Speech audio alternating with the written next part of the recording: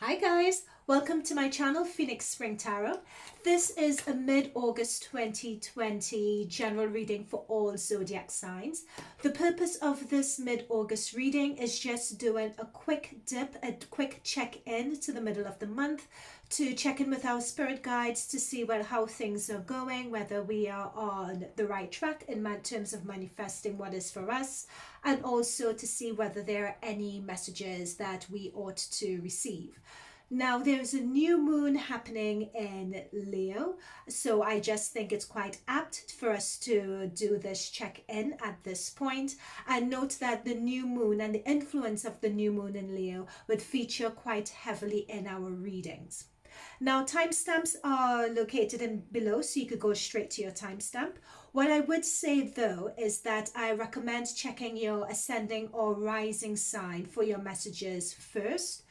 And if, let's say, some of those messages do resonate, or you want to get a more fuller, or you feel you need to get a more complete picture, then I suggest moving on and checking your sun sign placement and your moon sign placement.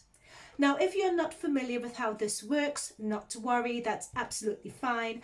Check the description box below where I give a full description, and I've also provided a free link for you to check your birth charts so that you'll be able to get not only your birth sign placement, but you'll be able to get your sun, moon, and if you wish, get your Venus sign placement as well. All right. So I hope that makes sense. As I'm sure a lot of you guys would know, this is a general reading for the collective. I've tried to split them up in terms of doing all the respective zodiac signs, but as you can imagine, everyone comes from different walks of life. Everyone would be having different experiences. So though I will be looking at main themes and uniform themes, which you will take and apply to your life as they resonate, note that in readings, not all messages would resonate. And not to worry, that's fine. Don't try to force it. As I said before, this is why we check our sun sign placement and we check our moon sign placement. And if you wish, check your Venus sign placement as well. All right, so I hope that makes sense for you guys. Once again, thank you so much for tuning in. If anything resonates, please like, please subscribe, and also pop a comment in the comment box below telling me how this resonates or not resonate. That's absolutely fine. It's really good for me. We are a new channel, so it's good to get that feedback. Whoops. It's good to get that feedback as to how my readings are resonating, and it's good to pick up on the energies of people who are tuning in and watching these videos. Okay, so let's get started. Without any further ado, let's get started with Aries, and I wish you guys all the best. Thank you. Hi Aries. So welcome to your quick mid-August check-in. I've already shuffled and I've picked out all the jumpers, so let's get straight in. All right, so in terms of the current position that you find yourself in the middle of the month, we have could you see that there? We have the 10 of Wands. So as you can see with this 10 of Wands is someone, you can see the wands all behind him feeling like he's caged in and trying to make an exit or walk away from the situation that he appears to regret with his animal totems who advise him, the wise owl and so on, walking with him. It's as though that you feel that you have good advice, you feel that you have potential, but no one seems to be listening to you, no one seems to be taking you seriously. It could be that you feel undermined, you feel caged in, you feel boxed in. So that's the impression I'm getting from this card.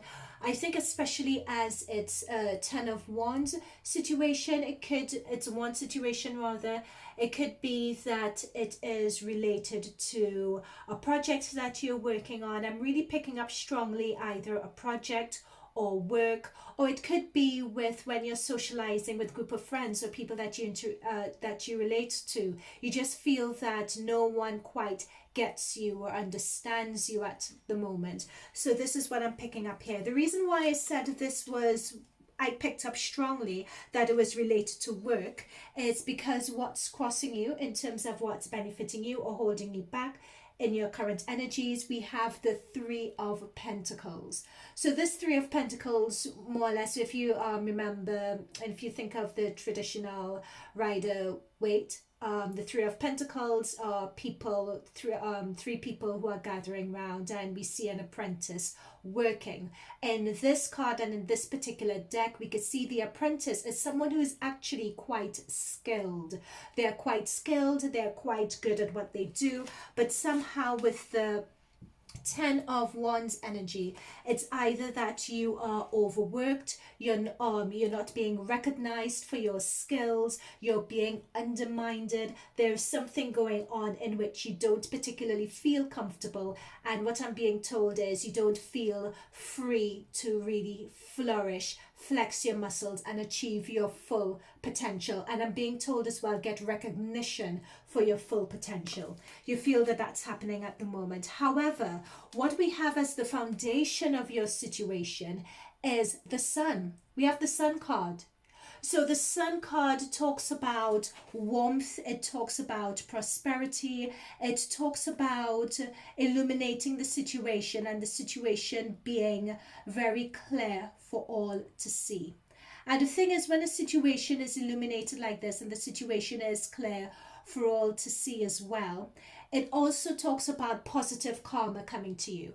And what I'm being told here as well, especially as we have Mars in your first house, and Mars is in its home house, because Mars is a planet that is a ruler of Aries, so to speak, or the other way around, depending on how you view it. And the first house is looking at personality, identity, and how you appear to others. So to have the Sun on you is a good thing, because even though you're being undermined here, you could be being undermined by other people, but still with Mars in your first house, you're going to be able, even though you feel a bit wary, as shown by the Ten of Wands, you would be able still, your skills on the job or your abilities and your natural abilities, charisma, the way you are, would naturally be able to cut through all the BS that other people are throwing at you.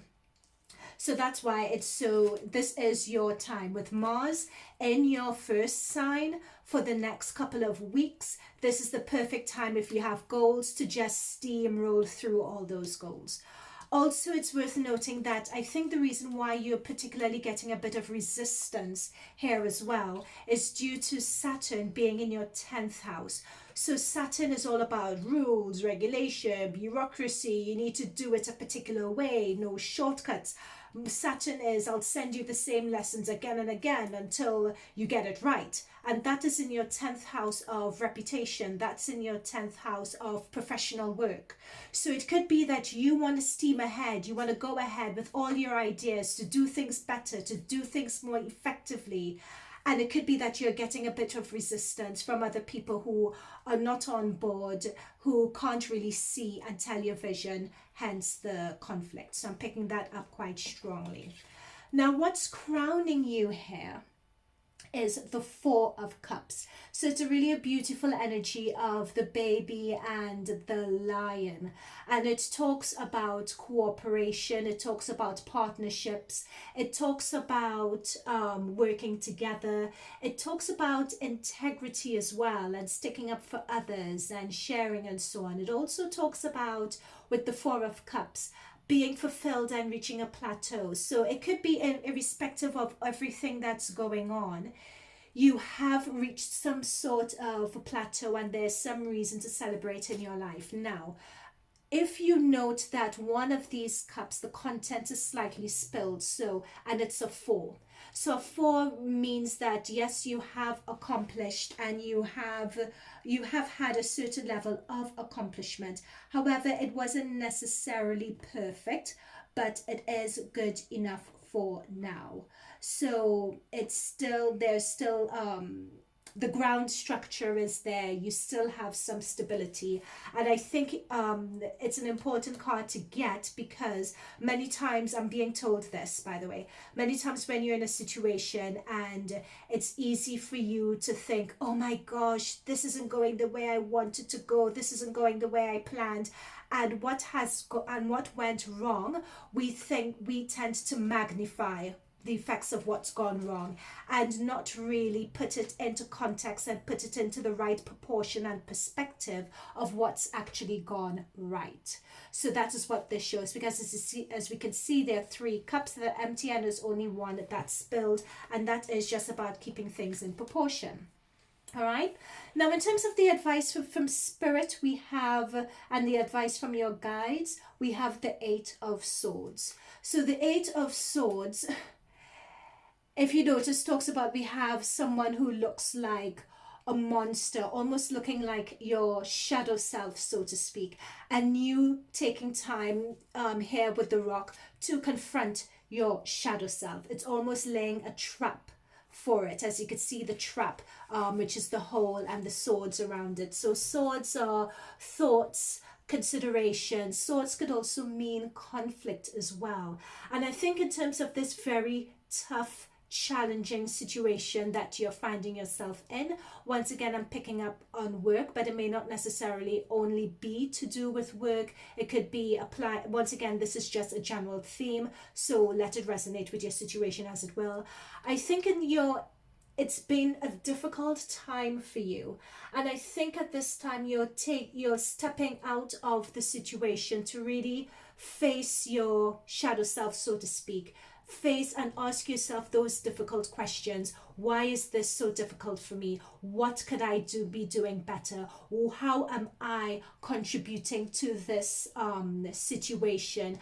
How could I be a bit more diplomatic? How could I change my tactics? What are the typical, it's not characteristics or trends, what are the typical habits that piss people off, that have people coming at me? These are the questions Spirit is advising that you ought to be asking yourself, just by way of smoothing things over and making your path a bit more just making things easier, and being told, putting yourself in someone else's shoes and seeing things from their perspective to help you negotiate these troubled waters and this situation. That's the advice from Spirit. And with the outcome card, we have the 5 of Pentacles. So the 5 of Pentacles talks about desolation. It talks about poverty. So this could be actual financial poverty in terms of going through a particularly hard financial time and being in a difficult position. So it could be talking about that, and you looking for some reprieve, because if you notice right here, he even has eyes to the bottom of his feet. That's the extent to which he's diligently looking for reprieve. So it could be literally talking about astute financial hardship. It could also be talking about, from a social and a spiritual perspective, a feeling as though you are out in the cold and feeling extreme anxiety, especially with regards to the situation that you have around you here. However, note that it is a 5. So even though it's particularly challenging at the moment, no, and when I'm looking at it from the aspect of the other cards around you, particularly looking at the Sun card and seeing that you have Mars in your first house, this is a situation that is temporary. This is a situation that you would be able to get out of. As advised by your guides, you just need to look at things from a different perspective, and ask yourself those hard questions of what you can do to get out of the situation, and what limiting beliefs are contributing to the situation, number one. Or is it something, I'm being told this, is it something that you particularly don't want to do, or you think that you're above doing, that is leading to the difficult position that you're in? Is it biting the bullet? Is it swallowing your pride? That needs to be looked at here. So there's that also. Now, when it comes to your oracle cards, so your advice from your spirit cards, we have from the Moonology deck, the new moon in Gemini. And I think this is apt because we haven't spoken about the new moon yet. So you have the card, the new moon in Gemini, communication is key. And I think this particularly is in line. And it so happens that this oracle card is below the advice from your spirit guides. And the advice of spirit guides is putting yourself in someone else's shoes, seeing things from their perspective. So it is encouraging you, when you do that, to reach out to someone and say, okay, well, we have seemed to be at an impasse here. How did we reach at this point? What could we do to resolve it? And trying to listen and receive, not from a position of ego, is what I'm being told. Or even if someone else is coming from a position of ego, trying not to take it personally. Because at the bottom of your deck as well, we have the moon card. So the moon card, whenever this appears, as you can see, the hyenas howling at the moon and the hyenas looking quite desperate and quite desolate. It says to me that the situation and things are not what it seems. Either someone is not being straightforward, or the situation appears quite convoluted. Someone is telling you one thing and doing something else behind your back. So that could be leading to the feeling of being desolate, but know that it's not entirely your fault. You are not entirely to blame, but there are things that you can do to improve that situation and get to the bottom of it. The next oracle card we have is Break the Chain. So this is ancestral patterns, healing, rewriting the future. And that is in tandem with the advice of the Eight of Swords card we had. And when it comes to ancestral healing, again, this is your hidden self. This is self-understanding. This is self-growth. This is self-evaluation. This is self-assessment. You know, really, all of us have our good points. We have our not so good points. Time to look at those not so good points and try to break those. And because I'm being told about coming and reincarnating and coming back to earth, if you so believe in that, again and again and again, and being faced with these same issues again and again and again, getting yourself into these situations again and again. It's time to heal that. It's time to move on from that. Let this be the lifetime. We only have one life. View it as having one life. So if that is what we have and that's what you believe in, view this time as breaking those chains, breaking those behavioral habits. Do something different. Allow your let your ego, encourage your ego. Sorry, I'm getting my words mixed up. For you to just do something different outside your normal comfort zone. And that would be the starting block for you to break your habits that are just not serving you, but we just don't know what to replace them with. But unless we just try to do something different and see how that feels, we just wouldn't know. So that's the advice from Spirit here. And with that, you can heal, rewrite the future, and then this would just be a passing fad. Okay, so what do we have next? Sadness and isolation. So what I think the imagery in this card is really quite strong, because as you can see, we have someone here in complete darkness around him who is hunched over. And then on exactly the opposite side, we have him upright with his hands up to the heavens. But notice the circle that is around his upper body and that is around his head. That tells me, and oh, by the way, Neptune is also in your 12th house as well, and that also talks about that spiritual ego work, self-understanding work that needs to be done to break you out of this feeling of self-isolation and sadness. You can do it. You can break out of this Five of Pentacles energy. But know that it's just your environment. It's your environment. Things are not straightforward. It's your general environment as well. How much are you going to let your general environment impact you also? You know, try to get to the bottom of this situation, because someone is definitely not being straightforward around you. All right, Aries, so that is it. I hope this resonated with you. If it did, please let me know in the comments box below. As I said in the introduction, it would be good to find out how I am resonating with your energies. It would really, really help me tune in better. If it did resonate with you, please please subscribe, because I'm coming out with the September 2020 reading in a few weeks' time. So it would be good to see how this situation progresses for September. All right, so wishing you a bit of a heavy reading, but I know that you could get through it. You have the Sun card on your side, illuminating what you need to do. So I am wishing you all the best. All right, Aries, bye for now. Hi, Taurus. So welcome to your mid-August check-in, and we'll be throwing in the influence of the new moon in here, the new moon in Leo, as I stated in my introduction. So I've shuffled already, and I've shuffled tarot cards, I've shuffled oracle cards, so we'll see what messages will be coming through from your spirit guides. So without further ado, let's get started. So the current energy around your situation at the moment is the Eight of Pentacles. So the Eight of Pentacles shows someone very skilled, someone very studious, putting their head down, working. It could be that at this point that you're currently in the process of manifesting things into, you know, from thoughts, ideas, manifesting it into the physical environment. What I'm being told though is that you guys, I believe this is related to work or related to studying.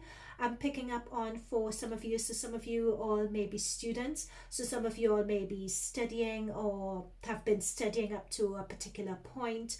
And some of you, this is actually pertaining to work and how you perform at work. For some of you, I'm being told as well, it's working on an idea or working on a concept that you have. But this just shows a lot of skill, a lot of will, a lot of determination, and a lot of persistence in what you do as well. I'm also being told big dreams also that many of you guys have, and big dreams and big ambitions for yourself.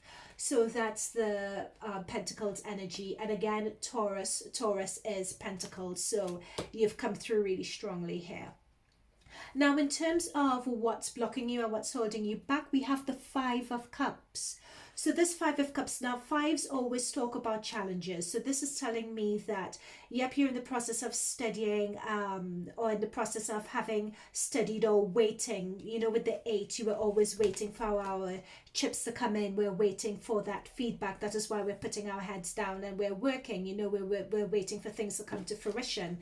And it's almost as if there's been a snag in it, in that you haven't gotten results that you, or an outcome that you expected, or someone has told you that something isn't possible. I'm being told exams and exam results as well. That has just come through to my ear. I'm seeing a lot of books, a lot of studying.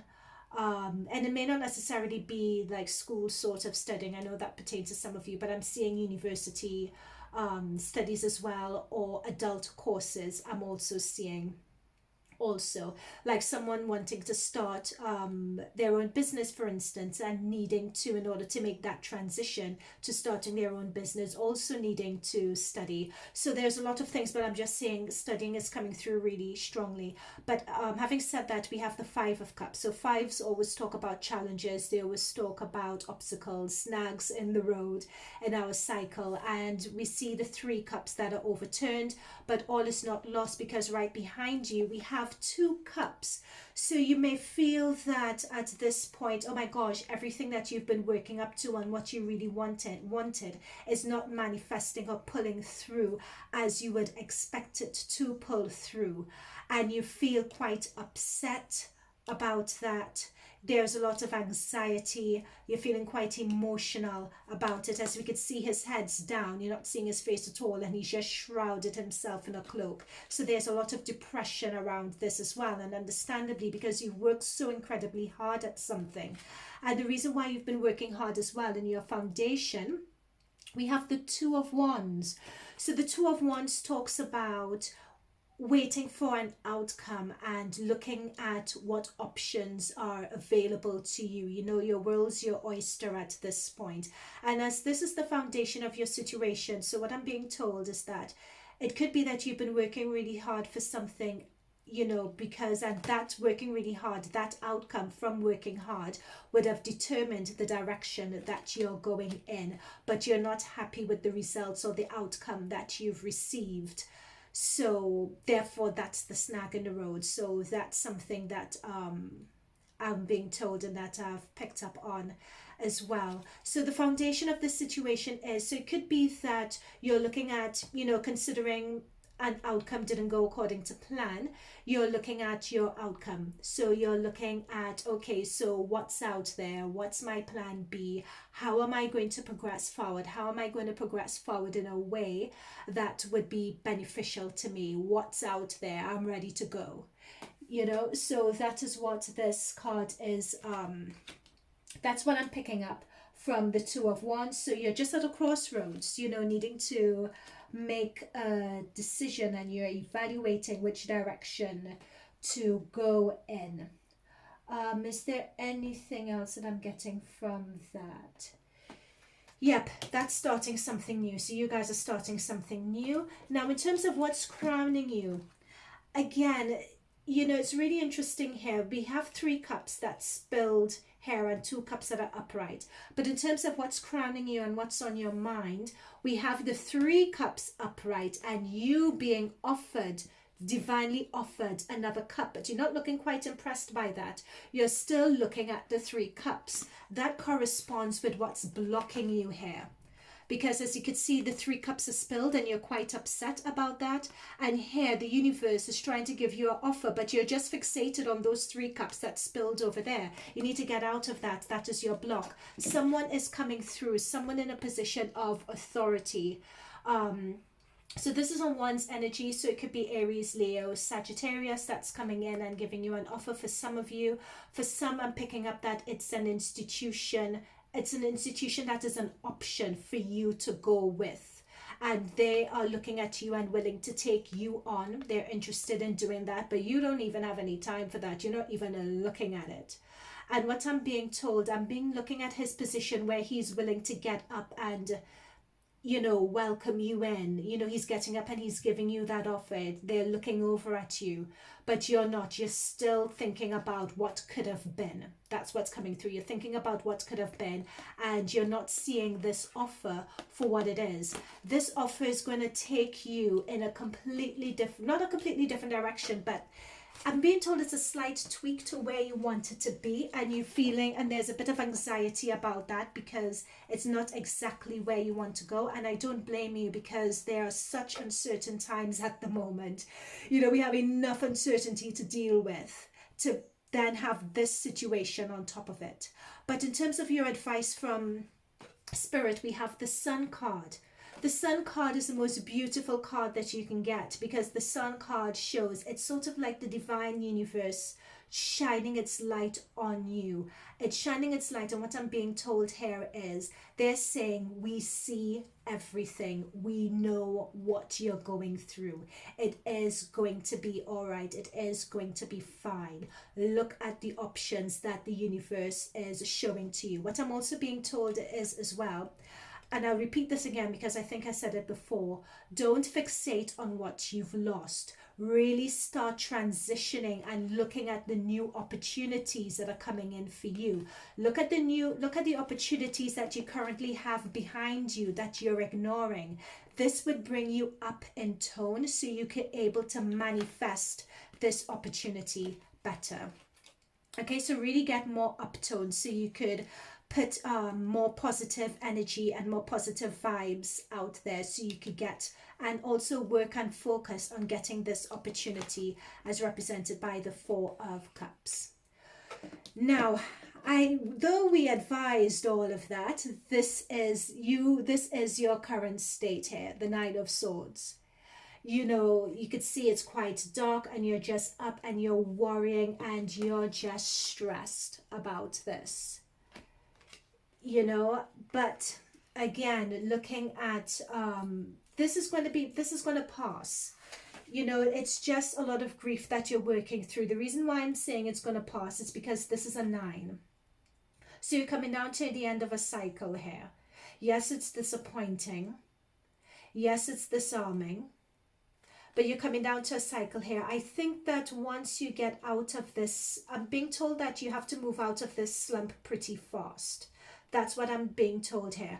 I'm being told with this 9 that there's no time to wallow in self-pity. You really need to evaluate see what you need to be objective, is what I'm being told. You need to see what options you have in front of you, make a decision, go for it. And being told that you're piling too much pressure on yourself. So what we have in terms of your oracle cards and your advice from Spirit, we have it's time to release negativity, which is a full moon in Scorpio.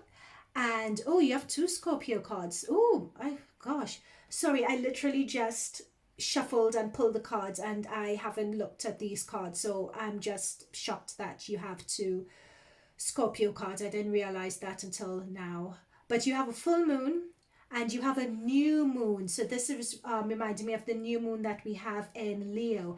And it's interesting, we have the new moon in Leo that's happening. What's today? The 17th. It's going to be, the new moon is coming in, I think, the 18th and 19th, depending on where you're based.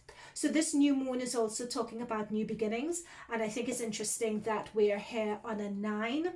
Because 9, then we have 10, and 10 is the end of cycles, you know, so you're just at the approaching the end of your current cycle. So new moon's talking about new beginnings, new energies, and this is saying work through your fears, and it's time to release negativity. And that is exactly what I was saying. And I just think the synchronicity between these 2 cards is apt. Please take this advice. You're crying over 3 cards. But when you're 3 cups, sorry, but when you're being offered something, you're fixated on the 3 cups. You don't have time to see what's being offered to you. You need to release that negativity so you can manifest opportunities for you.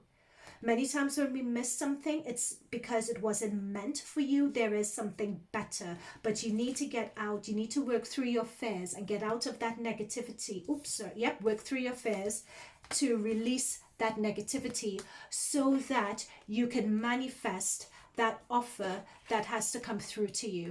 So you can let divine guidance come through. So you can let your guides come through, cut through that negativity so you could really connect with your higher self and see what the universe, God, is trying to say to you. I'm also being picked up with this Sun card here. I'm being told that in order to cut through this negativity, it would be it's about settling your mind, is what I'm being told as well. So if you can connect with friends, connect with people who you could just release that negativity to, who you could just have a sounding board with, is what I'm being told. You know, to just talk it through, talk it all out with someone. Don't bottle it up in and just going it over again and again in your head. You don't have time for this. You need to be objective with your situation and you need to make quick decisions, as shown by this 2 of Wands. Okay, so the other oracle card we have is, how are you being called to step up and lead? So that is leading in your life. And we also have trust. Oh, actually, there we go. So at the bottom of the deck, actually, we have the 3 of Pentacles. This is really interesting because for some of you, I was picking up that this is a work situation. For some of you as well, 3 of Pentacles shows an apprentice. So it shows learning. And that is what I was picking up on quite strongly. It's learning either at university or learning in an apprenticeship situation. I was picking up on that. So, sorry, this was hiding beneath this tarot card. So that is just confirmation as to the bottom of the deck, precisely the situation we're dealing with. So I hope that roughly resonates with that general context. Also, we have Saturn in your 9th house. So the 9th house is one of a higher education. It's one of work. It's one of traveling overseas for work as well. So it could be that you guys, with this 2 of, oh, where's the card? Oh, I've misplaced the card, but there was the, where's the card gone actually? I have so many cards here, but it could be that, yeah, there we go, the 5 of Cups. So it could be that there's been a snag or some disappointment with regards to those business ventures also. All right, so I'm just giving different scenarios at which this main theme that I'm picking up on could resonate. Okay, so your final oracle card is Trust. And this is saying that, as I was saying before, this is something that I said, trust that things happen for a reason. and many times it's not up for us to understand, but then again, knowing, seeing what you have and making the best of it. This really reminds me of the Fool card, the first major arcana card in the deck, which is new beginnings. We have a 0, so this is you guys going into a new stage, a new cycle, starting something new. And you just need to release that negativity, as we advised before, and just go for it. Just be brave enough to step into this uncertain new world and give it your best shot. That is just what you guys need to do. All right, Taurus, so I hope this resonated with you. Please let me know in the comments below precisely what this situation was. And I'm also being told as well that I suggest checking your other placements, so whether it's your sun placement or your moon placement, to see what other messages come through for you. I would suggest also checking your Aries reading, because this was quite similar to Aries in terms of getting the work card, getting the sun card. I used 2 different decks, so it's not to say I didn't shuffle properly. I used 2 completely different decks, but similar cards came through, just different positions, and similar themes came through. So I would suggest this checking the Aries reading if it features heavily in your chart. I also suggest checking the Scorpio reading, because you have 2 Scorpio cards as well, if that features heavily in your chart also. All right, Taurus, if this resonated with you, please hit the comments box below. I want to hear all about it, and I hope to see you guys in a few weeks time when I do the readings for September. Okay, all the best for now. Bye. Hi gems, welcome to your mid-August check-in. We're just doing a quick check-in to see what's the situation. Do your guides have any further messages for you? What's the current energies around you, and so on. So that's what this is about, especially considering that we have a new moon in Leo coming up in the next few days. New moon means new starts. So what's coming towards the end, and what's new do we expect in our energies and in our environment. Okay, so I shuffled and I picked out all the jumpers of tarot cards and oracle cards, so let's get in. Okay, so in terms of the energy of your current situation, we have, could you see that there, the 9 of Wands. So we have someone attending to their lovely roses, but we can't help but notice the ones that are in the background fencing them in.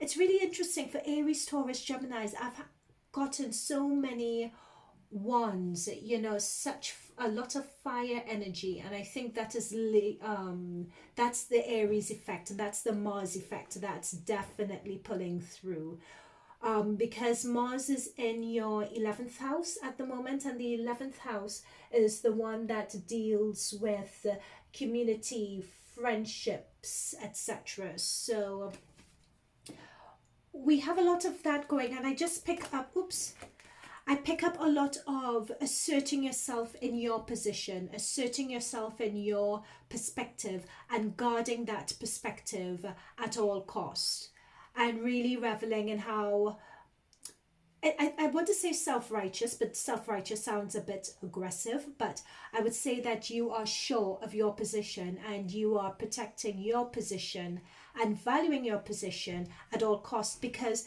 in some way you feel under threat. And we have the Knight of Wands here as well. And knights, again, knights are all about action, and knights are quite passionate. They're quite passionate, and they're quite forward. And what I'm seeing, what I'm particularly being drawn to by my guides, is this horse that's bucking up, and the knight himself almost falling off the horse. So it just seems to me that, again, this is what I get from this in terms of defending and asserting your position and your point of view. It's almost as if it's go, go, go, to the point where I'm being told reckless. You're coming across a bit reckless, and coming across to a certain extent as if you're a bit all over the place, and that in a way could put people off. It's almost as if you lack strategy, you lack planning, you lack the finer details. you seem a bit erratic because you're just so driven, you know, and so driven in asserting yourself. And it's not even a matter of asserting, that's the wrong word again, but in terms of putting your beliefs out there and following it through, that for other people it could appear a bit too much. That's what I'm after. It could appear a bit too much.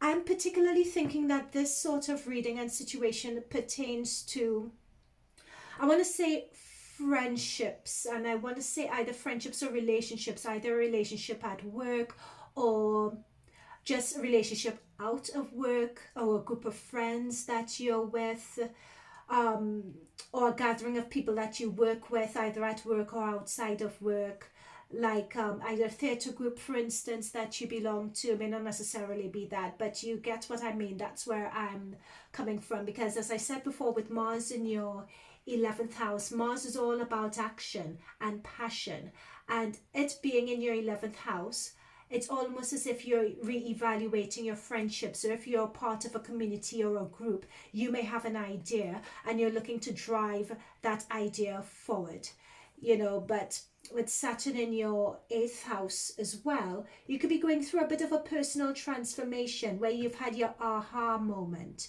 you know, and this is pulling me to the 9 of Pentacles, which is the foundation of your situation. And this is someone who radiates self-worth. They are self-made.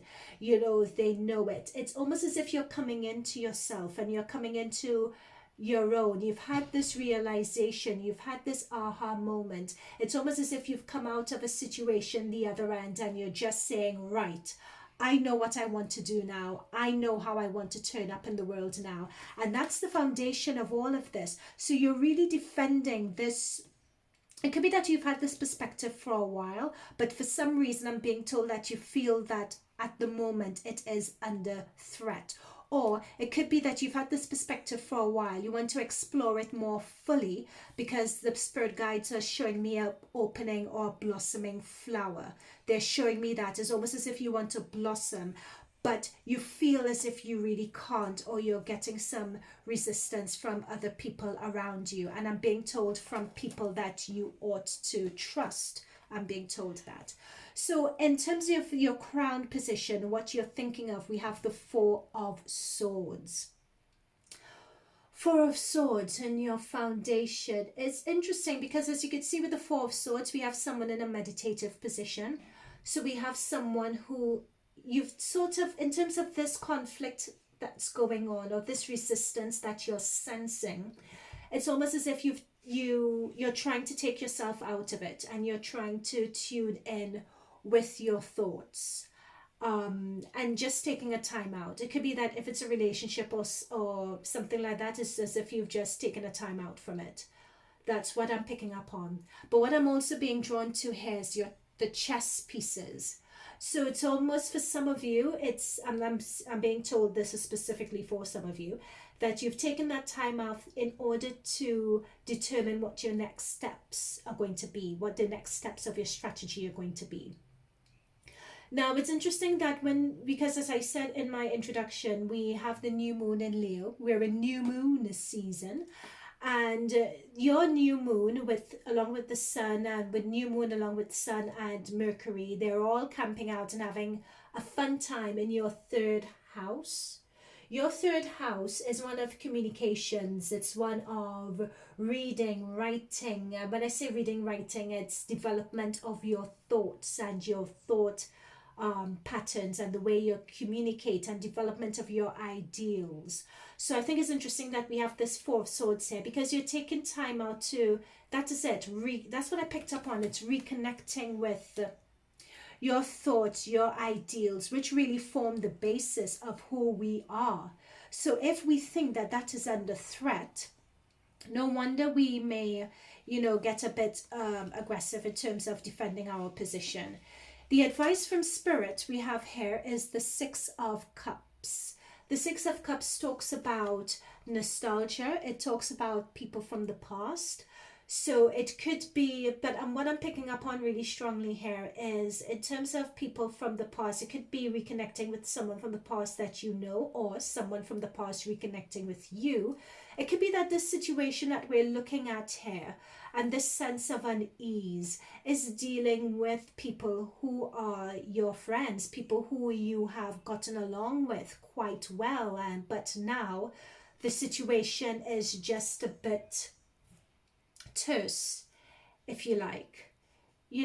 But spirit guides are just saying to just remember and think of the good times that you had with these people. Really reflect and remember why they are your friends in the first place, because sometimes when we get caught up, especially with the stress of the situation in the world at the moment, sometimes it's really easy to lose sight of that because we just get so caught up in the here and now. But we need to, I'm being told, also remember what led us to the here and now, and remember the good times to put what you're experiencing into perspective. However, for your outcome, we have the Two of Swords. So the Two of Swords talks about, as you can see, the blindfold over the eyes and protecting yourself with two swords.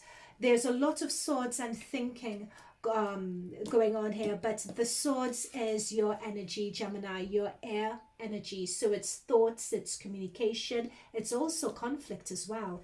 So this is needing to make a decision. So there is some situation that's gone down, whether it's a romantic relationship, whether it's a relationship with a group of people who were previously work friends, it could be, or a group of friends outside of work, or a group of friends at a club or a society that you belong to. There is something that you don't want to see with regards to it. With regard to the situation, there is a decision that you need to make here, that you are resisting making. But what I'm being told, it's interesting that it's a 2, because 2s talk about crossroads, difficult position, avoidance, but it's talking about a stalemate. And it's talking about blocked communication as well, especially with the swords going like this. It's almost as if you're blocking communication. And when we have the Four of Swords as well, where it's almost as if you've taken yourself out of the situation, you're meditating with the 3 swords here. And with the 2 swords here, you're across your chest, you don't want to see anything and you're blocking communication. You need to get in there. You need to get into the thick of things and face it. You need to face up the situation, and if you need to not be so defensive as with the wands, you need to let those wands down. You need to step into that arena. You need to really face the situation instead of avoiding it, instead of being caught up in isolation in your thoughts. You need to face the situation and talk it through. There is something that you're avoiding, but it would be to your detriment.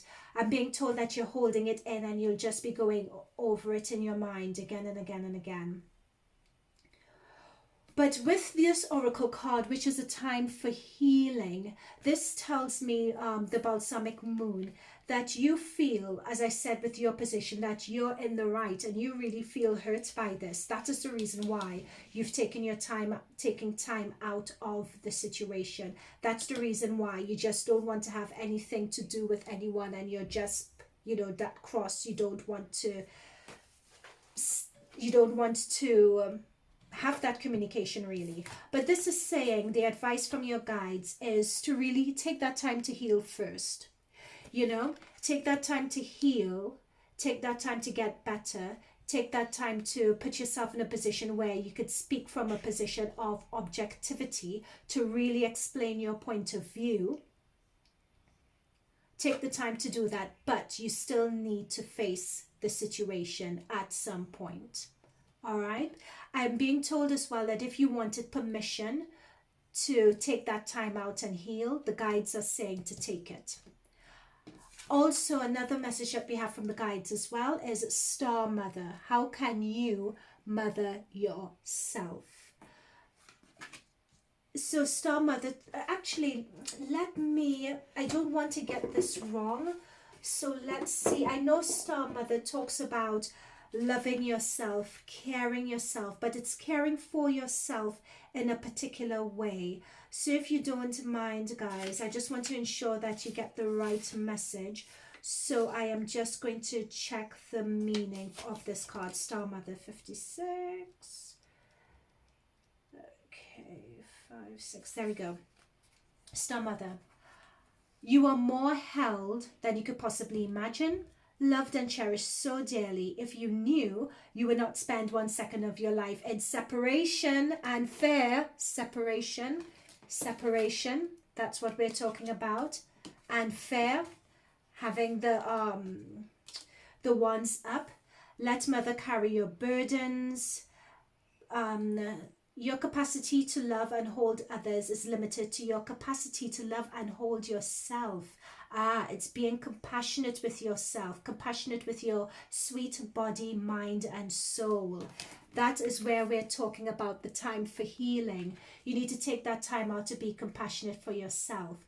You have got this, and the Mother has got you. Let her broad arms take away your burdens. Let her lift the weight of the world off your shoulders. Forgive yourself, my dear sweet child of the earth. So that is what mothering yourself is. It's okay. It's reminding of yourself of your capacity to love others and your capacity to love yourself. And that is part and parcel, sorry about the noise in the background, of healing. Okay, I'm glad that we looked at that. Another card, these are the 2 cards we had, so I shuffled and I got these 2 jumpers for you. This says dedicated effort and choose your battles. So it's quite interesting, you know, when we, and we have underneath this card here, the 3 of Wands. Sorry, this was just hiding underneath my oracle cards. So you're not going to be in a position of the 2 for long. You guys are going to be making a decision, and the 3 of Wands talks about traveling. So it could be that you guys may be heavily leaning towards leaving a situation, walking away from a relationship, walking away from a partnership. So that is what this is suggesting. But of course, this is just at the bottom of the deck. It's not in the pile here. So it's your choice. That choice and that decision is still up to you. It still needs to be made, but heal yourself first. Anyway, so just really quickly, so we have dedicated effort and choosing your battles. So when it comes to dedicated effort, what I'm picking up there, and we see these 2 people clearly know each other. It could be a platonic relationship, which is what I sense happening here. It could also be a love relationship, but these 2 clearly care for each other. And I think what I'm being told here is that people change over time. As you have your experiences in life, they change you. People change and evolve over time. So it really takes dedicated effort as you yourself change to understand where someone else is coming from. And I believe that is going to help with the healing process, and that understanding that you get, and understanding of where someone else is coming from, is going to help you love, forgive yourself, and understand that not everything is your fault and you don't need to take responsibility for everything. We also have choose your battles, and choosing your battles is really interesting because every time something happens, we often think that we have to confront it, we have to defend it, we have to shoot it down because it contradicts what we think and what we believe. But not every battle. There's a difference between, I'm being told, sorry about that noise, there's a difference between battles and wars, is what I'm being told. So know which one to pick, know what the overall war is. Don't get, because if you get caught up in the nitty-gritty detail, you lose sight of what your overall lifelong goals and objectives are if you get too caught up in nitty-gritty battles and picking and bickering. All right, so gems, I hope this reading resonated with you and your relationships. Take the theme and apply it to your platonic, romantic, work relationships as you see fit. Please let me know in the comments box below how this resonated with you. It's really good for me to know how I'm resonating and picking up with the energies that tune into this reading, because it would mean I could only get better from that. Please like and subscribe so that you can get my new upcoming content. I will also be releasing, coming out with a September monthly reading in the next few weeks, so we can see how this situation progresses. All right, gems. Okay, I love you guys so much. Thank you so much for tuning in, and I will see you guys later. Bye for now. Good luck. Hi, Cancer. Welcome to your mid-August quick dip check-in. So what we're doing, we're just mid-August, we're just dipping in, checking in with the guides, checking in with your energies. Do the guides have anything to tell you? Any advice? You want to check in with the guides? How am I doing? Am I on track? Clarify things for me. All of that's going to be happening right now. Also, we have the new moon in Leo that's happening in 2 to 3 days time. New moon, new beginnings, coming down to the ending of cycles. Moons are all about the self-conscious, so we're going to see how all of that is manifesting in the cards. You guys have your new moon in your new moon along with the sun and Mercury. They're all having a party in your third. Is it in your third house? No, it's in your second house actually. And your second house is dealing with your self-esteem and your self-worth and your view and your attitude to money and to abundance and to the generating of money and just how content you feel in yourself right now. So it's interesting we say that because, well, I've shuffled the cards for you and I only picked jumpers out of the cards. So what came through in terms of the current energy around you is one of the best cards in the deck, the 10 of Cups. So this, oh my God, this says to me all that solar eclipse action that you had going on in June, the new moon in your sign on top of that as well. You guys are in a position, a lot of you, where you're feeling really content and happy and pleased with yourself right now. So what Spirit is, what some of your guides are saying is, I need to put that phrase into context. What I mean by that is that things could be worse. What I'm being told is that you've gone through a lot in the past few months, have been quite turbulent for you, but things are sort of settled now for some of you. So for some of you, what the guides are saying, spirit guides are saying, is just take that opportunity and express gratitude for things settling down and things being a bit more stable at this point, because for a couple of months there, it's been really, really tough for you guys. So in terms of what's blocking you or what will be working to your benefit, two cards jumped out. We have the 4 of Cups jumped out and the 3 of Pentacles. So with the 4 of Cups is always about being made an offer that you're not quite, and it's a divine offer, it's an offer from universe.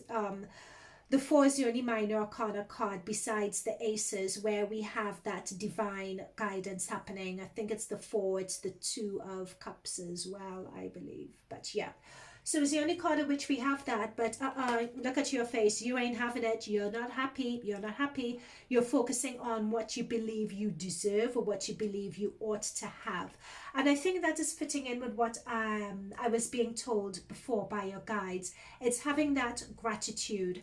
It's, yes, this is what I deserve, this is what I want, but it's also stepping back and seeing something for what it is, or seeing a situation for what it is, having gratitude for it and not being so quick to dismiss something.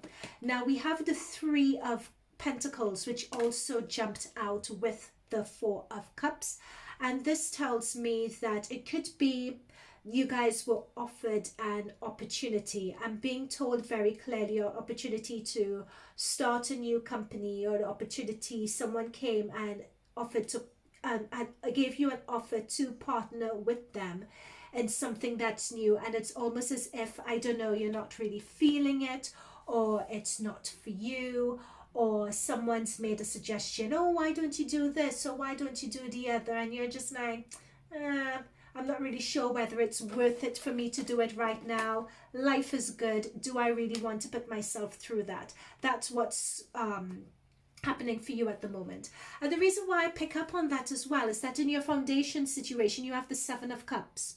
So this is someone who has a lot of options. They have a lot of dreams. There are a lot of things that they would like to do. And you have Mars in your 10th house, actually. And your 10th house is one of your professional career, your professional work, your reputation. So this is telling me that in terms of this offer that is coming through with regards to work and so on, you're thinking, how would people see me? Is it really worthy of me and my skills and so on? That's what's sort of going through your head in terms of because you have plans, you have dreams, you are going places. At least that's what you want to go places. That's what's in your head. And with the new moon and sun and Mercury as well in your second house, this is a very strong energy for you at the moment. But note, one thing I would stress here is that not all plans are created equal, right? So with some of these cups have jewels, some of these cups have, I think one has a poison in it or something, the other has a snake. With one cup you don't even know what it is, so know that everything you're thinking of, not all opportunities are created equal. So what I am being told as well is to really ensure that with all these plans and these money making and money generating ideas that you're looking at, really take the time to do your due diligence on them. Write out your business plans, really break them down to its logical conclusions, because you may realize that this is actually going to be quite a good opportunity, or it could be an opportunity, I'm being told, that you could very well fit in to what you're doing, and it won't really take anything away from you. Sorry, that's just the way it came out. That's just what I'm being told. So don't be too quick to dismiss opportunities that you have, or to procrastinate, or to get too lackadaisical about things.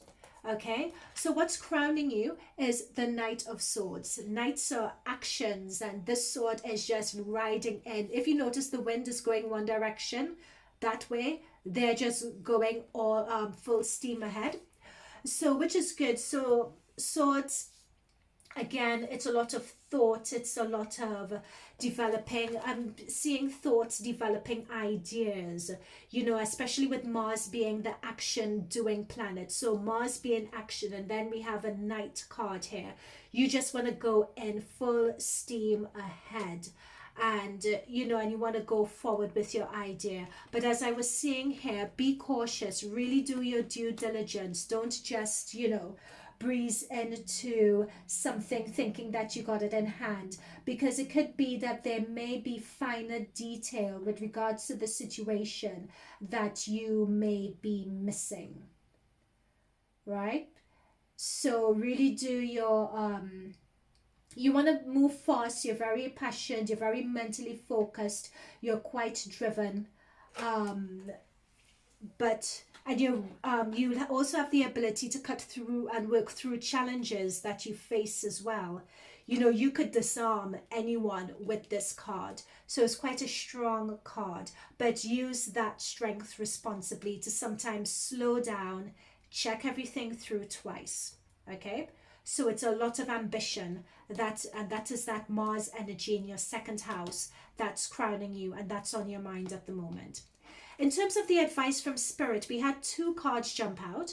You have your Six of Swords and your Ace of Swords. So this work ties in really well with the Seven of Cups energy that you got through, in that you have a lot of ideas, a lot of plans, a lot of things that you would want to achieve. And I think, and we have the Six of Swords here, which is having a new perspective on things, going to horizons new, making a change in your life, trying something different, wanting something different. So you're moving from your past, you're slightly changing trajectory, and you're going in a different direction. So that's what the Six of Cards. Sometimes it could be that we were forced to do that, to go in a different direction, or it could be that that's what I'm being told, that life has forced us to go in a different direction. But I'm just going to leave it at that. I think you guys, as I said in the beginning, have been through a lot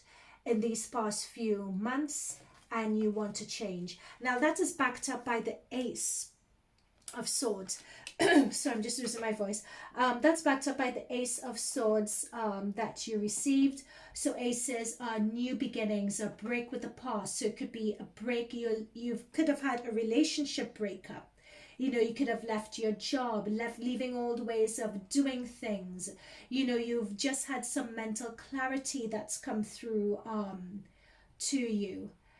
You know, it's someone may have shared some advice or point of view regarding a situation. You may have had a sudden realization as well. You know, the old ways have sort of fallen apart, and this is a new way of thinking, which is in line with the new moon. So it's quite apt that you have this Ace of Swords here. And what's really exciting about that is that two cards jumped out for your outcome, which is the Wheel of Fortune and the Empress.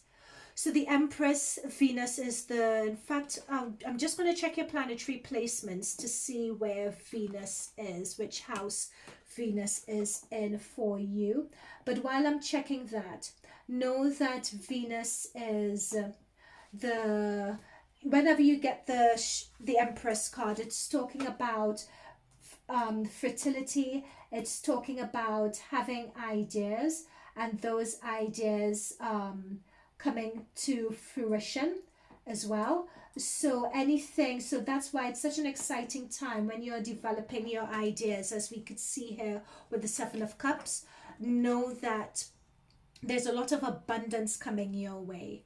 You know, you guys are looking very alluring. Your ideas would be alluring to other people. And when we have the Wheel of Fortune here, the Wheel of Fortune is sort of similar to the Eight of Wands for me, in terms of new opportunities, messages regarding new opportunities just coming at you really, really thick and fast. So in your near future, know that, in fact, it may for some of you have hit already, those new opportunities and notification about those new opportunities. Let me just quickly check where Venus is going to be for you guys.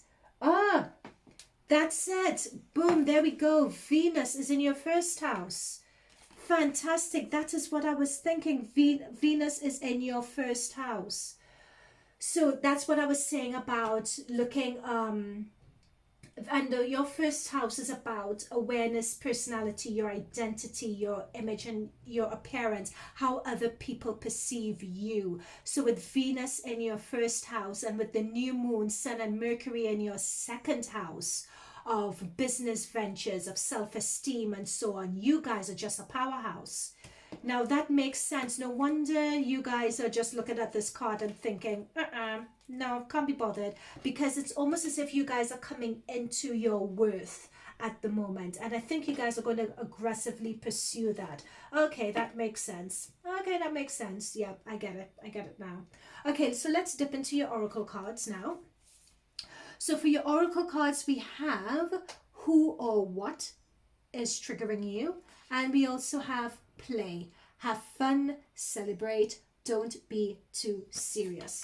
And I think that is flowing in with your Ten of Cups. There is a sense of contentment. There's a sense of gratitude, having a sense of gratitude there as well. It's been a tough couple of months for you guys. So really taking the time, really taking this respite now to take it easy and chill if you can. Oh, check this one now. So this is from the Moonology deck. You're very close to achieving your goal is the other advice from Spirit. And with the Wheel of Fortune here, and you guys having the Ace, I think it's literally upon you. We have the new moon, we have the Ace, we have the Wheel of Fortune here, we have the 10 coming down to the end of a cycle. You guys have plans that you're working through in place. I think that is literally on your doorstep. For some of you, I'm being told that you may be feeling a bit despondent, you may be feeling unsure. There is no need to feel like that. Know that you are close to achieving your goal. And if you are feeling a bit despondent, I think that is a sign that you just need to really do some self-analysis and focus on the reason why you're feeling despondent, what or who is triggering that sense and that feeling for you, and really work to analyze that. And also, work on just relaxing and having some fun and taking your mind off things. And your final, oh gosh, there we go. Taking your mind off things, your final card, rest and reconsider. That's the thing, it's been a tough couple of months. Rest, reconsider. I also think reconsider card here is related to this opportunity that you may be dismissing. Because you never know, it could be that this opportunity here is related to the Wheel of Fortune coming through. But I think you guys are feeling quite confident now, and for good reason, because you have Venus in your first house. So you guys are just going to be attracting abundance and bringing abundance into your life with this energy. You have to believe it, because I'm just seeing the bottom of your deck here. This is really interesting, because that's what I was picking up on. You have to believe that you guys have that abundance here. Because with this Four of Pentacles, with someone being closed in, as I said, it's been a tough couple of months for you guys, but you all are transitioning out of that now. There is no, you don't, oh, I'm getting tongue-tied. You don't need to, it's almost as if this anxiety of the past and what you've been through is still on your shoulders. It's still weighing you down, and that is blocking you from the abundance of the Venus energy and the Wheel of Fortune and the new opportunities that need to come in. That is the reason why you guys need to rest. You guys need to play. You need to free up and clear out that energy so opportunity could come through. Oh my God, look at this. Magician. That's it. Ooh, okay, I'm done, Cancer. I am done. I don't need to say anymore. You guys have it all. You guys are the magicians in your life. You just need to clear this energy. You're close to achieving your goals. Manifest and you believe it. Okay, we are hitting 16 minutes. Cancer, I hope that resonated with you. Let me know in the comments box below. If it did resonate with you, hit that like button and subscribe. It will help my little channel so very much to reach more people, because I want my readings to reach more people. And if you subscribe as well, you would get to the September monthly readings that I'll be doing in a couple of weeks' time. So we'll be able to see how this progresses. All right, Cancer, I don't need to wish you all the best. You have it in the bag already. Okay, take care and all the best for now. Hi, Leo. So welcome to your mid-August check-in. So this is where it's the middle of the month. You viewed your monthly reading, but we're just tuning into the guides and saying, guides, how are we doing? Spirit guides, how are we doing? Do you have anything else to let us know? Checking in with your energies. I'm feeling a particular way. Let me check in. Let me see whether my instincts are correct, what messages there are for me, see how they resonate, apply them to my life. So that's what we are doing. It's going to be really quick. What I've done, I've shuffled the cards, your tarot cards and oracle cards, to get further advice from your spirit guides. I've only taken the jumpers. So this is the cards that we have all laid out for you. So let us get started. So in terms of the energy of that's around you at the moment, we have the High Priestess. The synchronicity all over this. We have the full moon in your sign, in your first house, coming up in the next couple of days as of filming this. And what do we have reflected in the water? Not the full moon, sorry, a new moon, I beg your pardon, coming up in the next couple of days. And we have the moon reflecting in the water. What I love about this card is, if you notice, the third eye chakra just being open and all the guides surrounding her, just listening to her intentions, giving her deep advice. She's really tuning in and soaking in all that advice and tuning into her higher spirit guides. I just think it's a beautiful card. You're not, and notice her eyes are closed as well. That's a beautiful thing about this. Her eyes are closed, her third eye chakra is open. She's tuning into the spirit guides around her. She's tuning in as well with the moon reflected in the water. You know, she's tuning into her subconscious self, her hidden self. She's really getting that true understanding of who she is and using that too, because Leos, of course, you guys are charismatic. You guys are the sun. Literally, you have the sun in your first house along with the new moon. Do you know, coming up the next couple of days, that is so powerful. So I'm not surprised that you would get the High Priestess card here, which is a highly spiritual card, and you would also get the Ace of Pentacles in terms of what's coming through for you. So that Ace lets me know that whatever that you've been thinking of, trying to manifest, get a fuller understanding of, it's going to move from the spiritual, from the 4D, 5D environment, and it's going to ground from a metaphysical perspective into our reality, into the 3D. So expect to start seeing opportunities. Sorry, I beg your pardon. Expect to see opportunities, blessings, physical manifestations come through with regards to your health, stability, finance, work, your new home, anything that you've been manifesting. Know that this card is a yes for that, especially with Saturn in your 6th house. So your 6th house is of day-to-day work. Yes, 6th house is also about health. So expect things, really good things or good news or things to be on the uptick with this card coming through. The foundation of their situation, we have 2 Queen cards. This particular deck, this is the Triple Goddess Tarot, has 2 Fool cards and 2 Queen cards in its deck, and you guys managed to get both.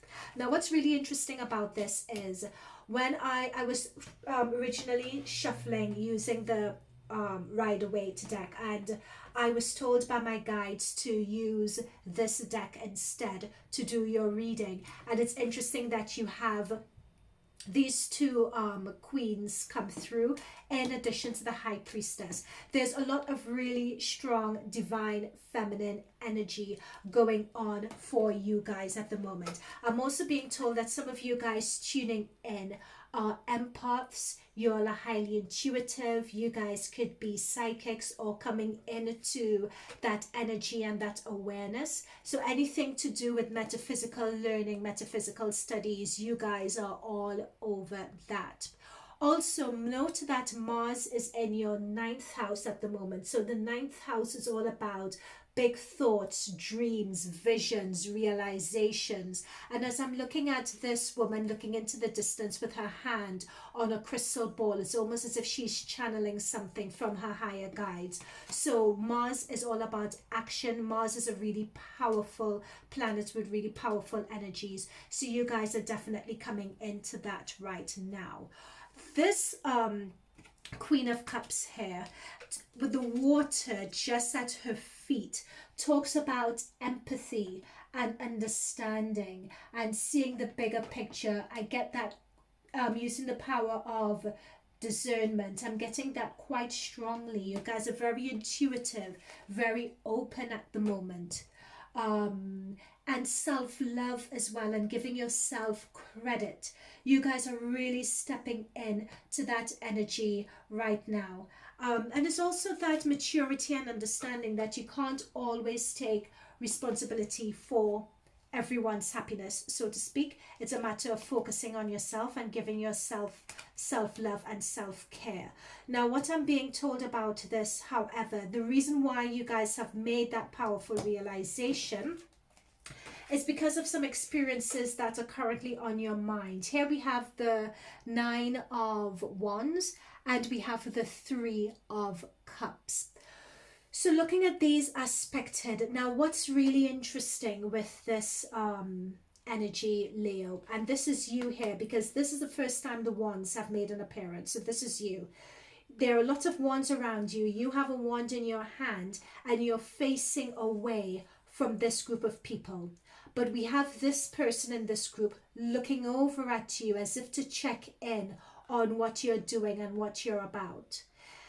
And it seems as if you have your back away, ignoring her, but you're still aware, unconscious with this wand up here. It's almost as if I'm getting that there's been some discord and something has gone on, like there's been a disagreement, there's been a fracture in a friend group. It's almost as if people have been gossiping or talking about you behind your back, and you somehow managed to pick up on this. This with Saturn in your 6th house, this could be happening in your day-to-day work environment, or I'm being told community for some reason, but it could be that there are people who are causing you a bit of trouble, a bit of friction, a bit of tension, but you're just going about doing your day-to-day, carrying on with your day-to-day stuff, but you are aware, you're being vigilant here of these, yeah, as they cackle and they gossip.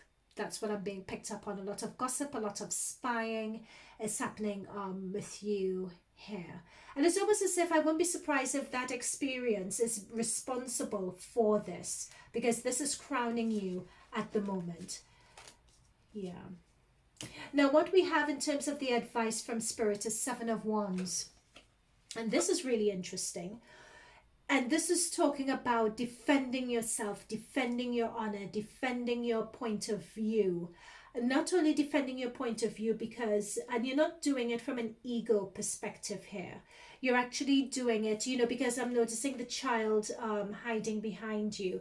It's as if you're doing it more from a noble perspective. You're doing it from a position of integrity. You're doing it from a position of doing what's right. And I wouldn't be surprised if because of you doing that, you've sort of shown other people up, so to speak. So we've gone from a 7 to a 9. So it's almost as if you've shown other people up by taking that step and by taking that stance, a stance of integrity. You've shown other people up, which has led to a lot of tensions and a lot of tricky situations, because we have the Three of Swords here in terms of your outcome. And the Three of Swords talks about heartbreak. The Three of Swords talks about betrayal. It talks about hurt. And it's also about a self-betrayal as well, because I think it's very interesting. Besides these three up here, we don't really see anyone else coming up in this energy per se. So I think a lot of this heartache and betrayal is also to do with betraying your intuition. It's almost as if you suspected that something was off and suspected that something wasn't right, but you gave other people the benefit of the doubt, and you and hence betraying yourself as well, and putting yourself in that situation and position is a reason for all of this self-healing work, as it were. And that self-healing work has allowed you to elevate and transition and have a better understanding of yourself and who you are. And with the new moon, the sun and Mercury camping out in your first house, this is a 3. This is a very low energy. This is just going to pass like that. We have the Three of Cups. Again, it's a low energy. It's going to pass like that. You have bigger and better things to focus on and to think of. It's almost as if this is it's like your ego being bruised or your ego being dented. You're giving this more weight than it needs to be given. I'm being told by my guides not deserving something. It's almost as if, yeah, not deserving something. That's all I am being told at the moment regarding that. Okay, so let us check your oracle cards and let's check what's come through for you. So we have take the lead. So I won't be surprised with this new opportunity that's related to this new opportunity and this breakthrough. And you guys, I'm being told you guys are prime. You guys are ready for it. You have the High Priestess. You guys have evolved and leveled up in a way by having the 2 queens here. You have that very strong, divine, feminine energy, especially with the 7 of Wands here, where you're stepping into and you have an understanding of your own strength, and you have an understanding of who you are, and you're not afraid to put that out there regardless of whose feathers you ruffle, regardless of who's upset with you. So take the lead. You're primed now. You are in that position. You are the leaders of the collective, Leo. These 2 cards jumped out: break the chain, ancestral patterns, healing, rewriting the future. I'm being told that is what you guys are doing right now. You guys are getting into your divine feminine energy. You're breaking, defending yourself, conquering and breaking those ancestral chains. And that would be healing for you guys. Sisterhood of the Rose, beauty and devotion, priestess, mystic, teacher. That's what I picked up on. You guys have 2 queen cards. That's the thing. High priestess, mystic, teacher. Some of you are psychics, intuitives, mediums, and you guys are tuning in to your spirit guides who are there to support you. You are not alone. That's why this is a 3. You're going to get out of it. So from the Moonology, full moon in Leo, this was not planned. I did not plan this. I swear I shuffled, I just pulled. Even though it's not a new moon, it's still a full moon in Leo. Don't let pride get in the way is the advice there. And the new moon in Capricorn. So you guys did get a new moon card. Your hard work is paying off. So check, guys, to see whether Capricorn features heavily in your chart. But I think when it comes to hard work as well, it's that hard work that you guys have done in terms of your hidden self, your self-understanding, your spirituality, your ability to become empaths, to open up your heart chakra, to recover from this betrayal and to recover from this hurt. You know, that work is going to pay off in a big way, and it's going to be coming through and manifesting in terms of this opportunity. All right, Leos, I hope that those general themes that I've been given resonate with yours, that you could take them away and resonate them with your situation. This was really quick. It was just a quick dip in to see what's going on. So do let me know in the comments box below how this resonated with you. If it did, do like the video. That would really help me to grow my channel more than you could believe. And do subscribe, because in a few weeks time I'll be bringing out the the September, they both begin with S, monthly readings. So we'll be able to see how these energies progress into September.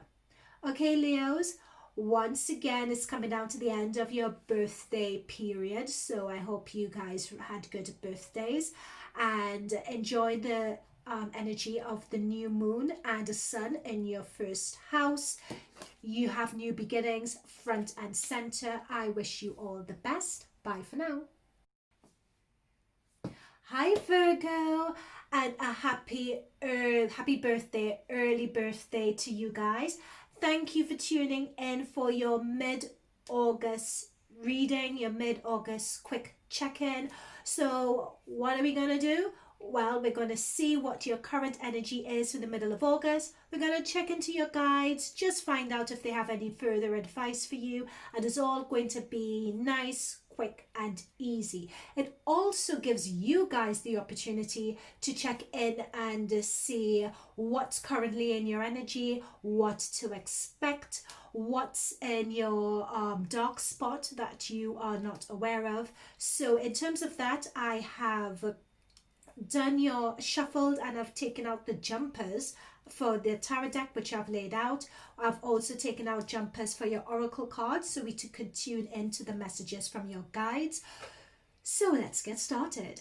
So this is this reading is also, I would say, is going to be heavily influenced by the new moon. So check the details in the description box because I go into a lot about that. So in terms of the current energy around you, we have what I think is one of the best cups in the deck, and that is the Ace of Cups. So that's a beautiful energy. And can I just say that you have a really good reading actually, because we're coming into your birthday month, because we have the Ace of Cups, which is new beginnings. We have the new moon in Leo, that is in your 12th house. So definitely you're on track with the new beginnings because you'll be experiencing and getting that in. What I also want to draw your attention to is that you have 2 tens, and these are the best cards in the deck. The 10 of Pentacles, which is just a really brilliant card to have. And Virgo, this is definitely your energy. It has your energy all over it because it talks about really coming into your own. So it could be that you're coming into money, and notice that there's this spirit energy. So you guys are being looked over by your spirit guides. So it's making decisions that you guys have made decisions rather, or are in the process of making decisions that are going to be leaving you well off, you putting you in a position where you could ensure that others are well off, and not just well off financially, but also being supported as well, which gives you a sense of satisfaction. It could be that someone, because I'm seeing the spirit guide prominently, so it could be that someone left you money in a will or something like that. Or it could be that you came across unexpected money also. So this is just a very, very card of fulfillment, card of contentment, and I'm also being told to give gratitude for this as well. So it could be that this, and what I'm getting with this energy as well is that with the Ace of Cups, which is one of the best cards in the deck. It's a very powerful card. It's also a card of self-value. It's a card of self-worth. It's also a card as well. Sorry about that noise in the background. It's also a card that you may be receiving an offer. So it could be an offer that puts you this well off. It could be an offer of money, hence the inheritance, or winning a legal court case. It could be an offer of marriage or a proposal, or being able to set up a home environment with someone. So it could be a long-term partner that you may be moving in with.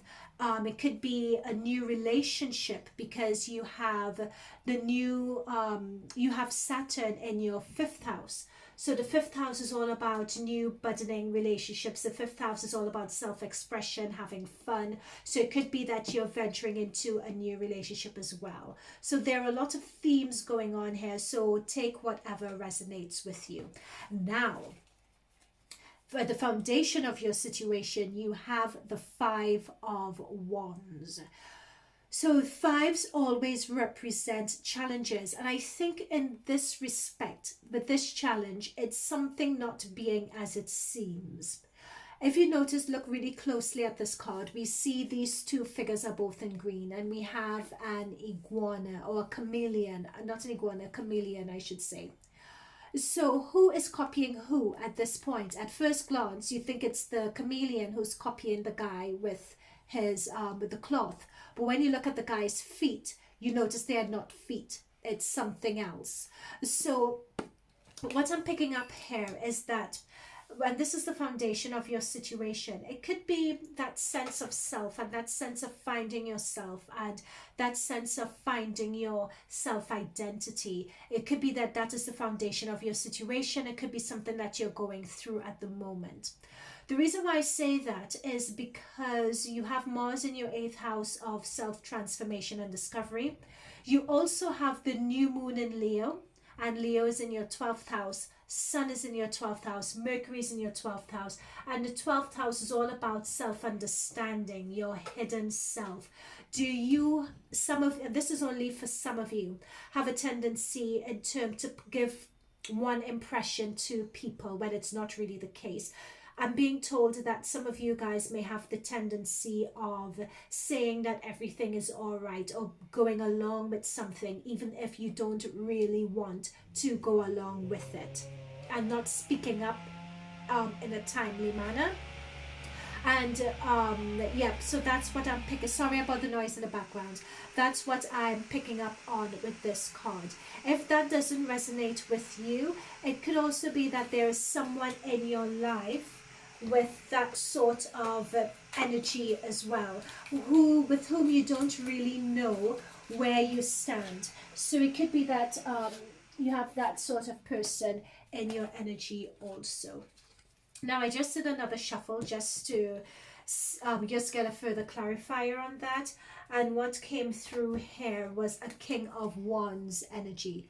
So it could be that as I said, there are two scenarios that I'm being given here. It could be that with this person who is acting as a chameleon and only reflecting what they think someone else wants to see. It could be that person is an Aries, Leo, or Sagittarius. So it could be that as well. Now, if Leo features very heavily in your chart, it could be that this also pertains to you, where you're going along with a situation but you don't feel quite comfortable. The fact that a one's energy has come through could be that you're going along with a situation, either it could be at work, it could be in a work environment, it could be, yeah, work is just what's coming through, where you're operating in a work environment, but for some reason you don't really feel quite comfortable, or you don't really feel that you understand what's what. You don't really think that people are what they seem, is what I'm getting in terms of that. And it could be a boss this could be your boss as well.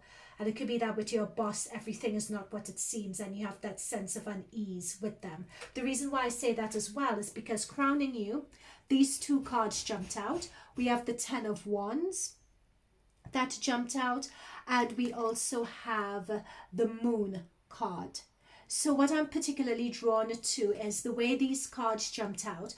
We could see the Ten of Wands person who is walking away quite dejected.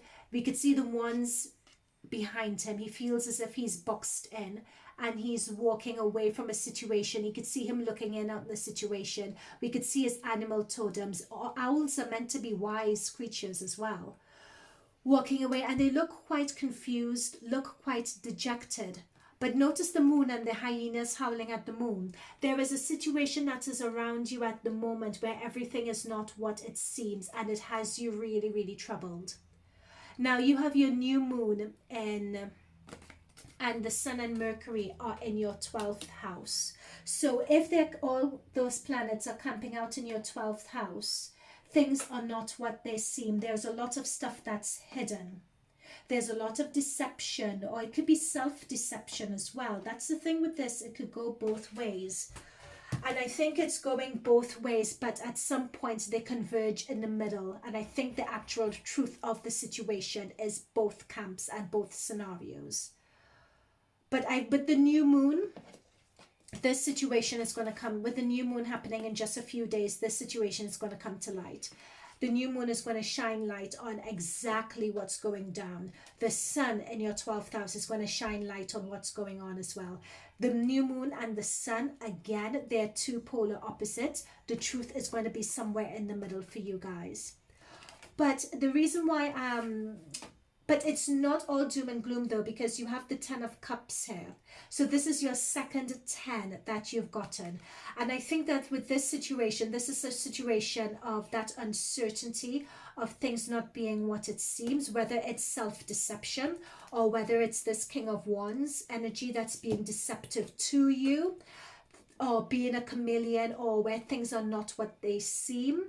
That situation, I'm being told, is going to come to an end, and you guys are going to come out with a realization, and a triumphant realization. And I'm being told that things are not what they seem, from the perspective of they're not as bad as you thought they were, number one. And number two, the reason why it's not as bad as you thought it was is because you have a lot of support around you, a lot of people who are on your side, a lot of people who are celebrating you. Tune into that.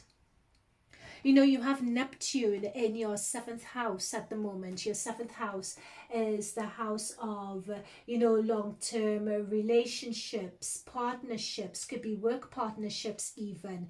There are people around you who you can lean on for that support. You know, just reaching out and speaking to them. Now in your outcome, two cards. There we go. That's what I was saying. I literally shuffled and just threw the cards over, but I realized that 2 cards came out for you here. You have the King of Cups.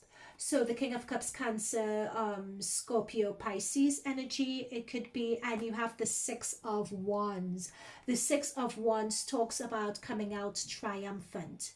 There is someone who is going to have your back in this situation. That's what I was saying about reaching out to someone. There are people who are there to support you. You are going to come out triumphant here. You are going to come out triumphant in this situation. It could feel a bit sticky at the moment, but you're going to come out triumphant overall.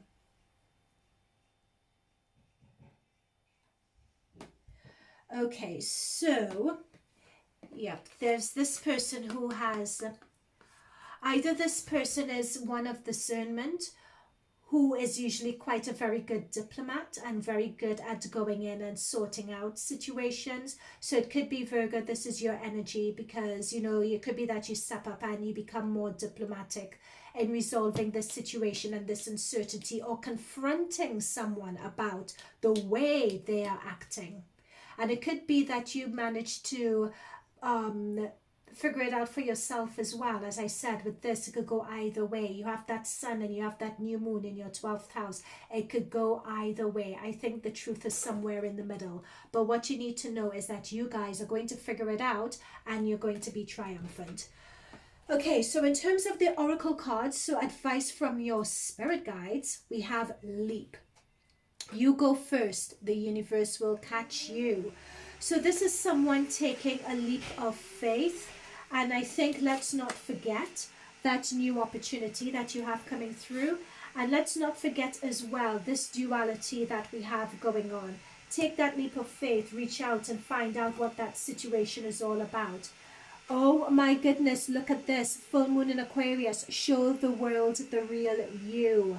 This is what I was saying about that, about having the, sorry about the noise again, having the new moon, sun and Mercury in your 12th house. This 12th house is going to shine light on your subconscious, on your hidden self. You're going to get a deeper sense of understanding.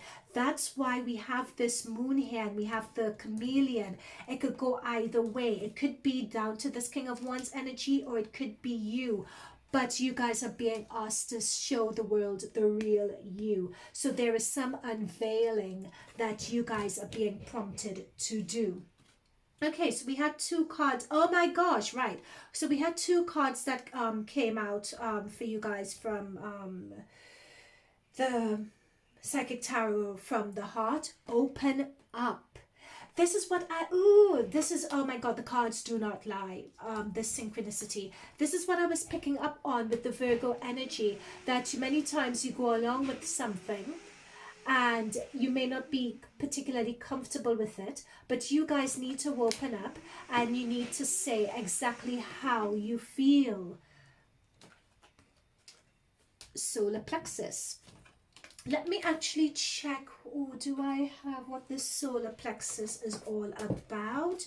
Just one moment, Virgos, because I need to study the chakra a bit more, but let's make sure that we say the right thing here. I don't want to say anything wrong. Okay, chakras is all about I can. The solar plexus is located above the navel area and just below the rib cage. It represents power, vitality, willpower, self-esteem and confidence. And it's a chakra associated with clear sentiments, associated with inner feeling. What were we saying about this new moon, sun and Mercury in your 12th house of the hidden self, of the self-conscious? You know, and it's talking about the reason why this card has appeared is because you need to strengthen that chakra. Okay, so check on YouTube, check for breathing exercises where you breathe and you ground your breath into that area between the diaphragm and the navel. Just look into solar plexus chakra, look into solar plexus cleansing, to see whether you could tune in and breathe in to this area, breathe in and heal this chakra, which would then enable you to take that leap of faith and show the world the real you, so that you can have that success that is destined to turn up for you. All right, Virgos, I hope that resonated with you and you can apply it to your day-to-day situation. Do let me know in the comments box how you found it. If it did resonate, please do like and subscribe. Subscribe particularly because I'll be coming out with the September monthly reading. So it would be good to see how these energies have moved on. And continue on in September, so that would be really, really good to know. And thank you once again for tuning in to my little ickle channel. I thank you so much, and I hope that you guys tune in again. And I wish you all the best with this, okay? Because self-work and shadow work could be very, very tricky stuff, especially, yeah, it could be very tricky stuff overall, okay? So I wish you the best of luck with it. All right, thank you, Virgos. Bye for now. Hi Libra, thank you for tuning in to your mid-August reading. So what this reading is all about is it's the middle of the month. We're just checking in to just find out from our spirit guides. Spirit guides, how are we doing? We doing all right? And for you guys as well to just double check into as to what the energies are around you. What's going on in your blind spot? What are you not aware of? What advice do your spirit guides have for you? That's all we're doing here. Also, we're doing this under the energies of the new moon that's coming into Leo, so that's going to feature really heavily in our reading, as well as the hard aspect between Mars and Saturn, Jupiter, Pluto retrograde. Okay, so let's get stuck in. So what I've done, I've shuffled your tarot cards and I've taken out all the jumpers. And so we have the tarot. We also have your oracle cards as well. So further guidance from, further messages from your guides, I should say. So let's get stuck in. While I was shuffling for you guys, I got a very tingly feeling. It was as if for Libra, there's almost as if there was a halo of gold around you guys. So, and I feel a bit spacey as well. So, I don't know whether there is someone from one of your guides or around. I'm not sure what it is, but let's get started. I don't think I'm going to remember what I'll say in this reading. So let me know how it goes in the comments box below. Okay, so in terms of your current situation, we have the Eight of Pentacles. So we see with the Eight of Pentacles someone head down, beavering away, working away.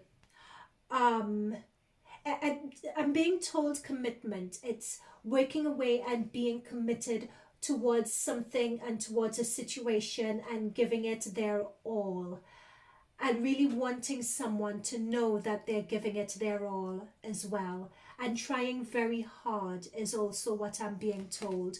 Now, what's crossing you with that beautiful Pentacles energy is the Four of Pentacles. So you've gone from an 8 exactly halved to a 4, which I think is really interesting. But if you look at this 4, we have someone who is hunched over, who has isolated themselves. And what comes through here is you're very hard workers, but you're not really that confident in, say not confident, you doubt yourself. That's the better phrase. Yeah, it's almost as if you doubt yourself with this Four of Pentacles crossing the 8. It could be you doubt yourself or you're insecure and being, for some of you, this is a message for some of you, you're very insecure as to what's going to be happening in your work environment, whether they're going to keep you, whether they're going to let you off.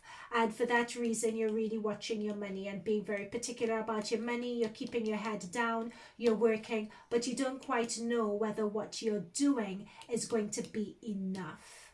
So that's just what's come through here. Yeah, that's your day-to-day work. Okay, so what's the foundation of the situation? As a foundation of the situation, we have the High Priestess, which is really interesting. That's really cool. So for a lot of you, whether you're male or female, it doesn't matter. This person is engaging with their divine feminine energy. So they're coming into their self-realization. They're relying on their divine guidance. They're finding spirituality or found spirituality or have deepened. You're deepening your sense of spirituality and your spiritual understanding and really relying on that to give you strength in this period as well. You're also going out and seeking advice from other people regarding this situation that you're in. This, for some of you, this work situation, so that you could know exactly how to move going forward. That's what I'm being told as well. I'm being told that for some of you guys, for some of you who it's related to work, for some of you guys as well, it's related to, this situation is related to something completely different, and that is of relationships also. That you could be in a because the reason why I say relationships as well, I know I need to go to what crowns you, but I'm going straight, they're leading me straight to the Hierophant energy here. Hierophant energy and High Priestess, I'm seeing proposal. I'm just going to go straight into this train of thought, and then this reading is going to be all over the place. I'm sorry about this. But I'm seeing Hierophant and High Priestess here. So I'm seeing someone is going to step up in terms of their commitment to you. So it could be that you're very insecure about where you stand in this position right now, but in terms of work, but someone's going to step up and give you an offer, you know, to really let you know, don't worry, it's fine, we do value you. So you're going to be getting that affirmation from a work environment. For others of you, that's for some of you. For some of you, this is related to a marriage proposal or a proposal for another level of commitment in terms of a partnership. That is for some of you, this is something that you guys have really wished for. So coming into your divine energy, your divine feminine energy, for some of you, this is something that you've been wishing for. That's something that you've put out there, that you've manifested. You're going to get your wish, and that's going to end out this particular cycle. It's going to end out this particular cycle to move into the next. So with this card, the World card is, the ruling planet is Saturn, and Saturn is currently in your 4th house. The 4th house deals with the house of family structures and relationships in family. And Saturn is a planet that's very militant and all about doing things by the book. Hence the reason why I'm thinking for some of you, if you are in a long-term relationship already, it's taking that commitment up to the next level with the influence of the Hierophant. And that next level is going to, that's why I'm thinking marriage or long-term commitment, because we have the World card here. And the World card is, you know, it's good news, it's celebrations, it's last stages, it's starting a new section in your life. And of course, what's new section of your life? It's marriage. It's also, if you notice the centurion ring that's around here, marriage, engagement, commitments, it's the ring. So that's why I'm picking up on that here. And wishes coming through, and this person looks like the cat who got the cream, so to speak. But notice here, what hasn't come through is that I'm not seeing the 10 of Cups or the 10 of Pentacles or the 4 of Wands. Do we have that here? No, we don't. But what we do have here, though, in terms of your outcome, we have 2 Knights. Knights are all about action, and these Knights bringing messages to you. Now, page usually bring messages, right? But these Knights are level up from a page, and they're all about action and doing. And this could be a Taurus, Virgo, Capricorn energy that we have here, or it could be a Cancer, Scorpio, Pisces. But someone is coming through here. Now, there are lots of messages coming through with this. Firstly, I'll start with the work. Someone's coming through and giving you guys an offer, or there is someone who giving you guys an offer. I'm being told severance. It's not severance package. I'm being told severance package for some reason, but I don't know how that's fitted into what we've been doing here. But it's almost as if you get a helping hand, so to speak, which is what this card represents.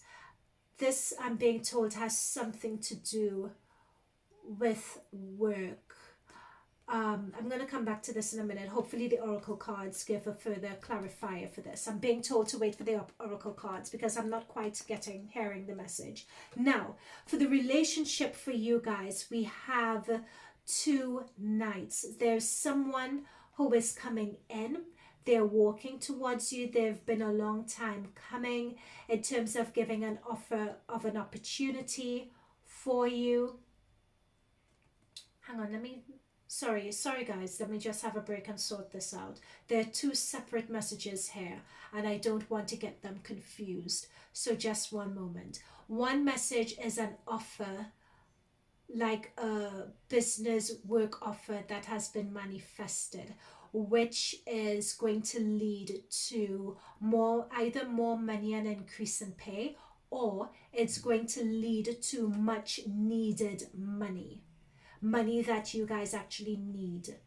That's what's coming through. So that's one message, right? And that person who may be coming in with the offer could be Taurus, Virgo, Capricorn. Fine, got that. Now we have another messenger who is coming through. This is the Knight of Cups. The Knight of Cups is the person who's coming through with the proposal of taking the relationship up to the next level. Fine, got it. That's the thing. I just needed to split that out and ensure I got the messages right. Now, it doesn't have to be either or. Of course, it doesn't have to be either or. You know, you could be going into a position where you are getting another job and you are getting proposed to or taking your relationship to the next level. Of course, that could very well happen. But this person is really stepping forward and letting you, could you see that all right here?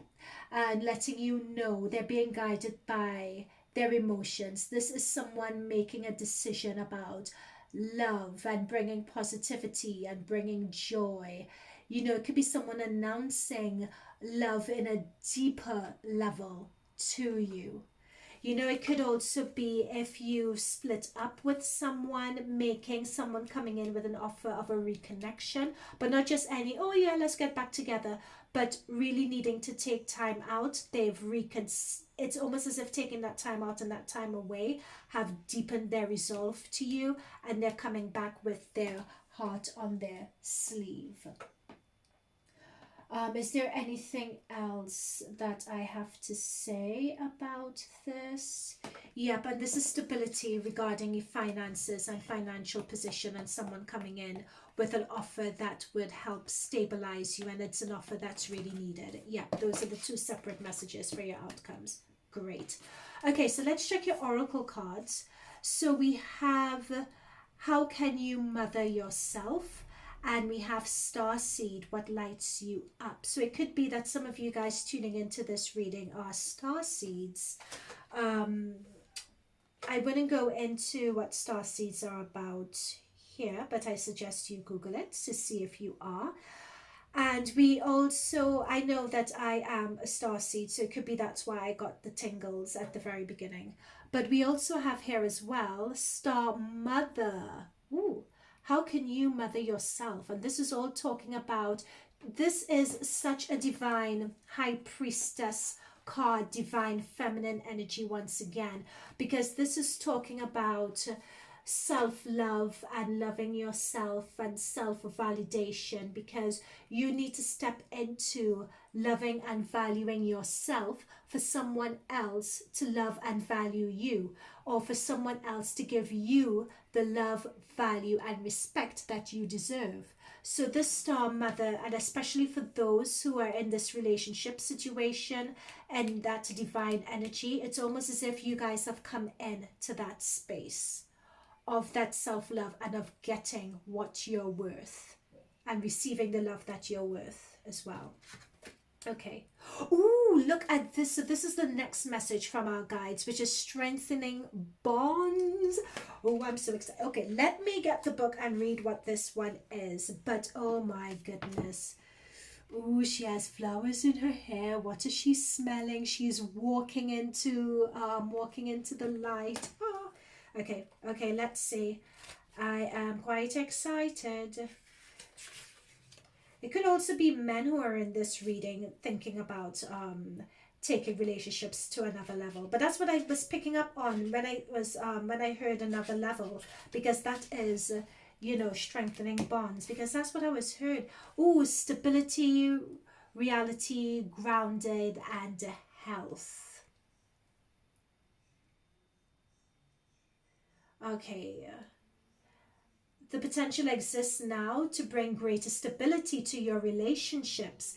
Be realistic about what you can expect from others and what they can offer you in return. Be consistent and clear in your actions, and this is a really important bit. Demand the same. And that is what I was picking up on in terms of this card. How could you mother yourself? Because it's that self-love and knowing your worth.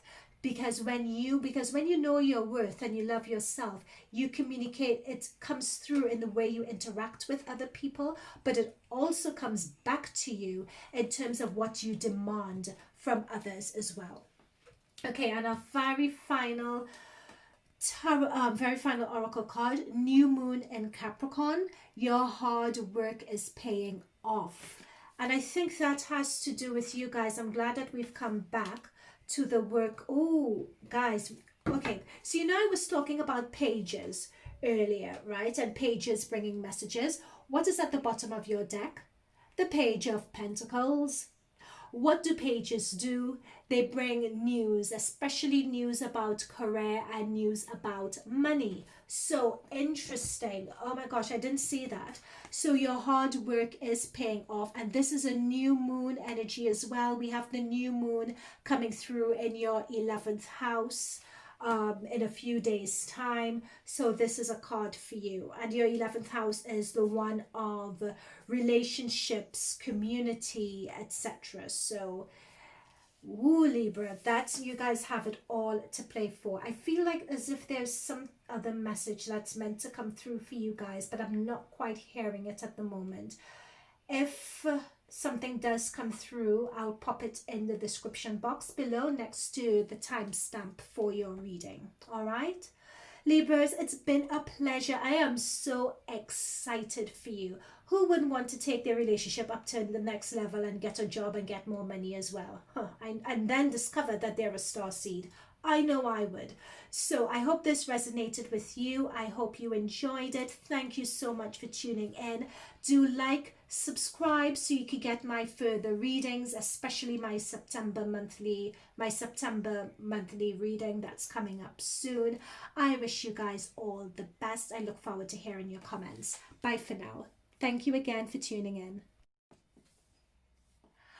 Hi Scorpio, so welcome to your mid-August check-in. So the purpose of this reading is, we're halfway through the month, so it's just checking in with our spirit guides and asking, guides, do you have any further information for me? How am I doing? And it's also for you guys to check in and determine, all right, so what's the energy around me? What's going on in the blind spots and things that I can't see? Especially in these uncertain times, it's so necessary and important to do. But the thing is, Scorpio, in doing your, so let me prefix this by saying that we're doing this under the influence of the new moon that's coming up in Leo, the new moon in Leo that's coming up in a few days time. So we'll be discussing the energies of the new moon that will be influencing this reading, along with the square aspect between Mars and Saturn and for your respective houses. Now, your reading is going to be the most unique reading I think that I've done out of all the signs, simply because the deck has been very chatty, and when I did my shuffling I got a lot of jumpers. Unfortunately I haven't gone back to check your monthly reading for August. I have been told by my guides that I need to do that, and you guys should do it as well. But what they have done, the cards were just flying, and I felt that I needed to collect all the cards that flew out and group them together, because I'm being told that the groupings of the cards and the way they're positioned would tell you guys a story. So I'm going to go very fast because we have limited time and there's a lot that I want to get in. Okay, so with the current energies around you, we have the Five of Cups. So as you can see, the Five of Cups, you guys have had a really disappointing, heartbreaking, depressing. Some of you guys are in a slump or in a depression right now, quite frankly, over something that has happened that's been so shocking and shocked you guys to the core that you're finding it very hard to get over it. And it's simply because we have covering you the Page of Swords. So you've picked up on some gossip, someone's been spying, there's something that you've learned, and the news has just shocked you guys. Okay, I am being drawn to, there is someone coming in with an offer and an opportunity. This is in your foundation, but I'm being drawn to these cards over here. I'm being told that I need to go in and explain these. So we have the Two of Pentacles, the Five of Wands, sorry, Two of Pentacles, Five of Wands, and the Three of Pentacles. So I'm being told that, and there are a number of different situations that this would relate to as well.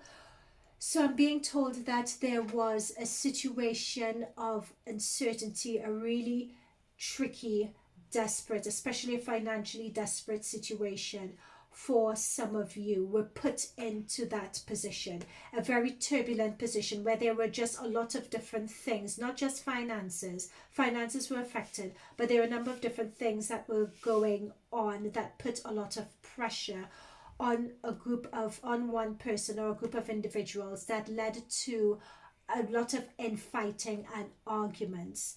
It could have been in a work situation, it could have been in a work scenario. I'm also being told it could have been in a business partnership situation, or it could have been in a family domestic situation as well, in which the arguments, there was a lot of pressure. It was like a pressure cooker, I'm being told, that led to a lot of arguments in this particular situation. That entailed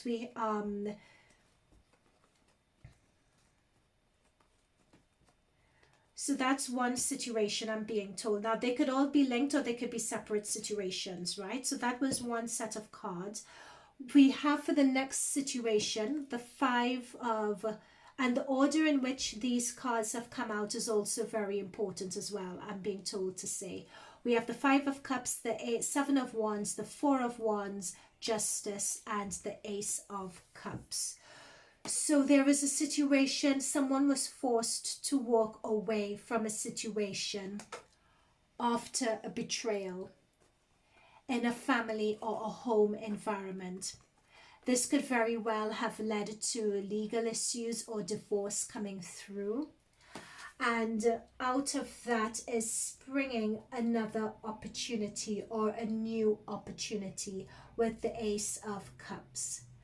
It's almost as if someone wants to come back, someone wants to renew someone wants to come back is just what I'm being told. And I'm being told renew. I'm just being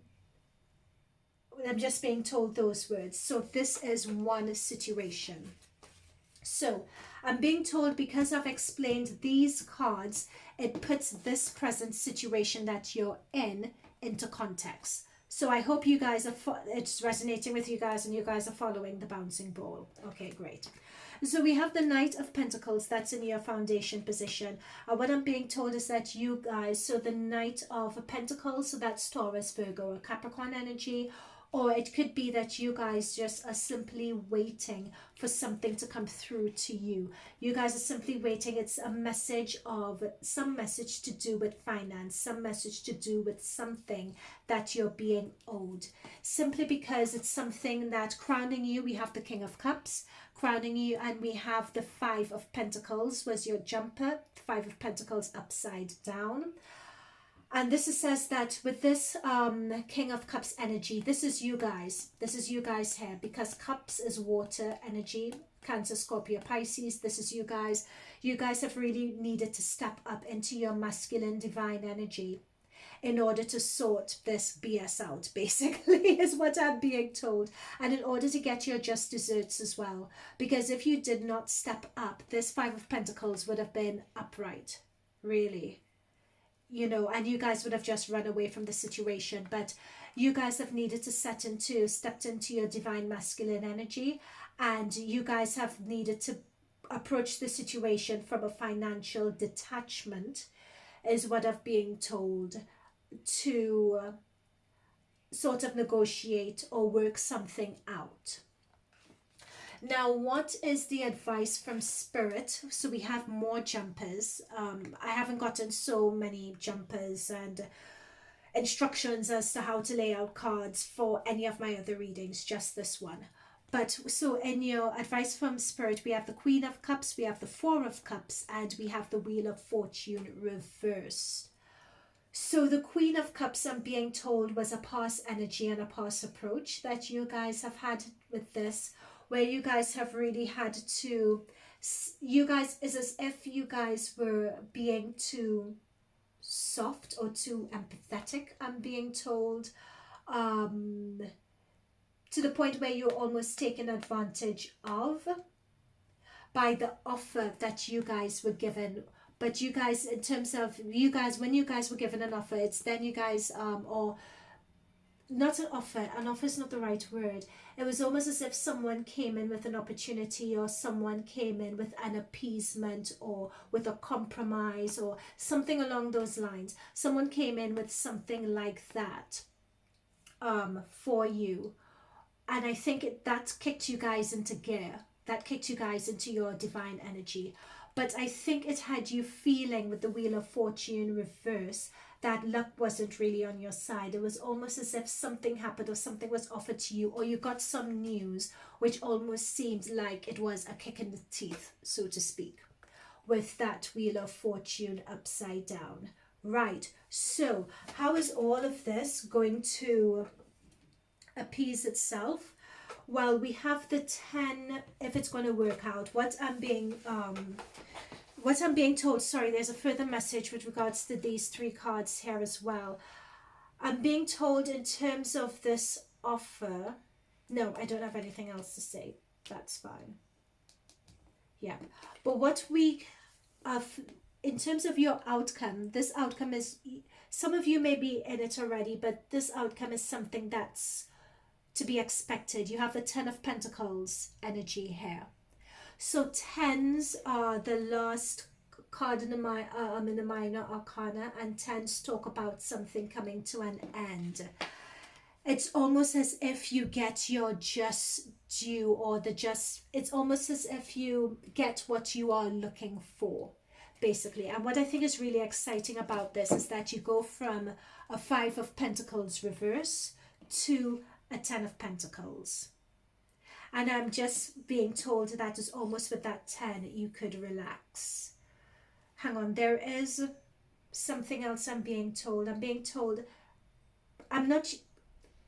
me just go into the Oracle cards. There was something else that I needed to say, but I think once I start with the Oracle cards, then it will come through. Okay. So so these are the messages from your Oracle cards. How are you being called to step up and lead? Once again, I think this is connected with your divine masculine energy.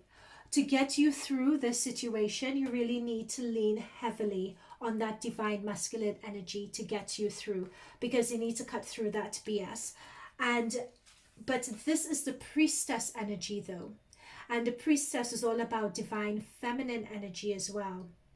And I think what I'm being told is, with the divine energy especially, is not losing yourself or losing your integrity in all of this, but still getting what you deserve. It's going to be a very fine balance doing that. You really have to balance your divine masculine and your divine feminine energy to get you through this. And I think with priestess as well, this is saying to trust your instincts. I'm being told, really sorry about the noise in the background, by the way. I'm being told to really trust your instincts. Not everything that you see in front of you is to be believed, because the priestess is corresponding to the high priestess, and the high priestess has that power of discernment. They're connected with and in tune with their higher selves. They have that knowing, right, with the high priestess. So it's having that knowing that not everything is what it seems. And if you get that niggle, and if something strikes you as not being right, trust it. Okay?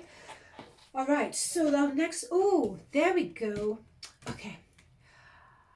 All right. So this is what was coming through, because I knew that this wasn't over yet. There we go. So we have the last two cards, which was underneath this oracle card. So these cards were told to come together. We have challenging times, the King of Swords, and the Hierophant.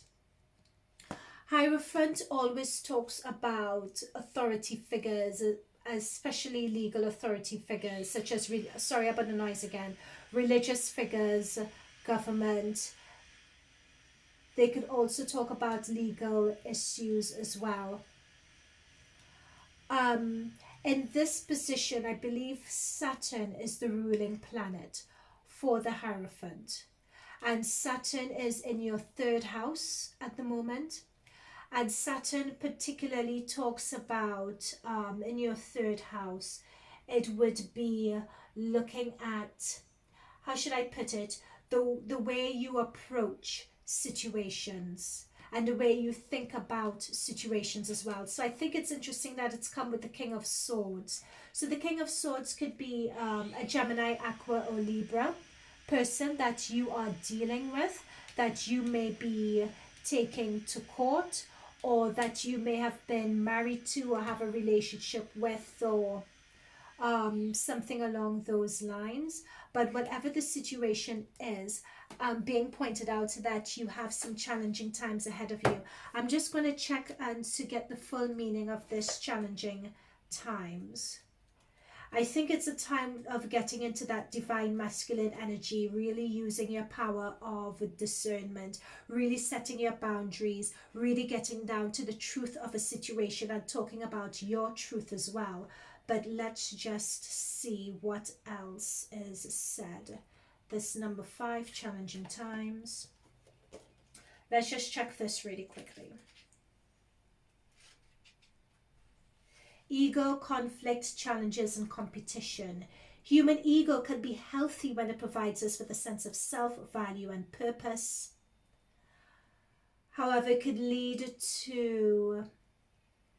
ego could lead to problems when it seeks to build itself up at the expense of others. Quarrelsome energies may be in the air at this time. You may find yourself in either instigating disagreements or being pulled into them by others. Step back and examine the real issue of the conflict. You may also find a relationship to be more challenging than usual, sensing an underlying power struggle. Even though surface energies appear to be calm, use your intuition and intellect to ascertain what is happening. Yep, that's what I was getting with the priestess, with the priestess card, is using your intuition. That's the word, your intuition and your sense of knowing if something isn't right. Trust your instincts. I think that in terms of this challenging times, this and the King of Swords and the Hierophant, someone is coming into this situation with a lot of ego. So I'd suggest checking that it isn't, as long as it isn't you, Scorpio, coming in with the ego, it's always worth checking yourself and how you may or may not be contributing to the situation. If it's another person,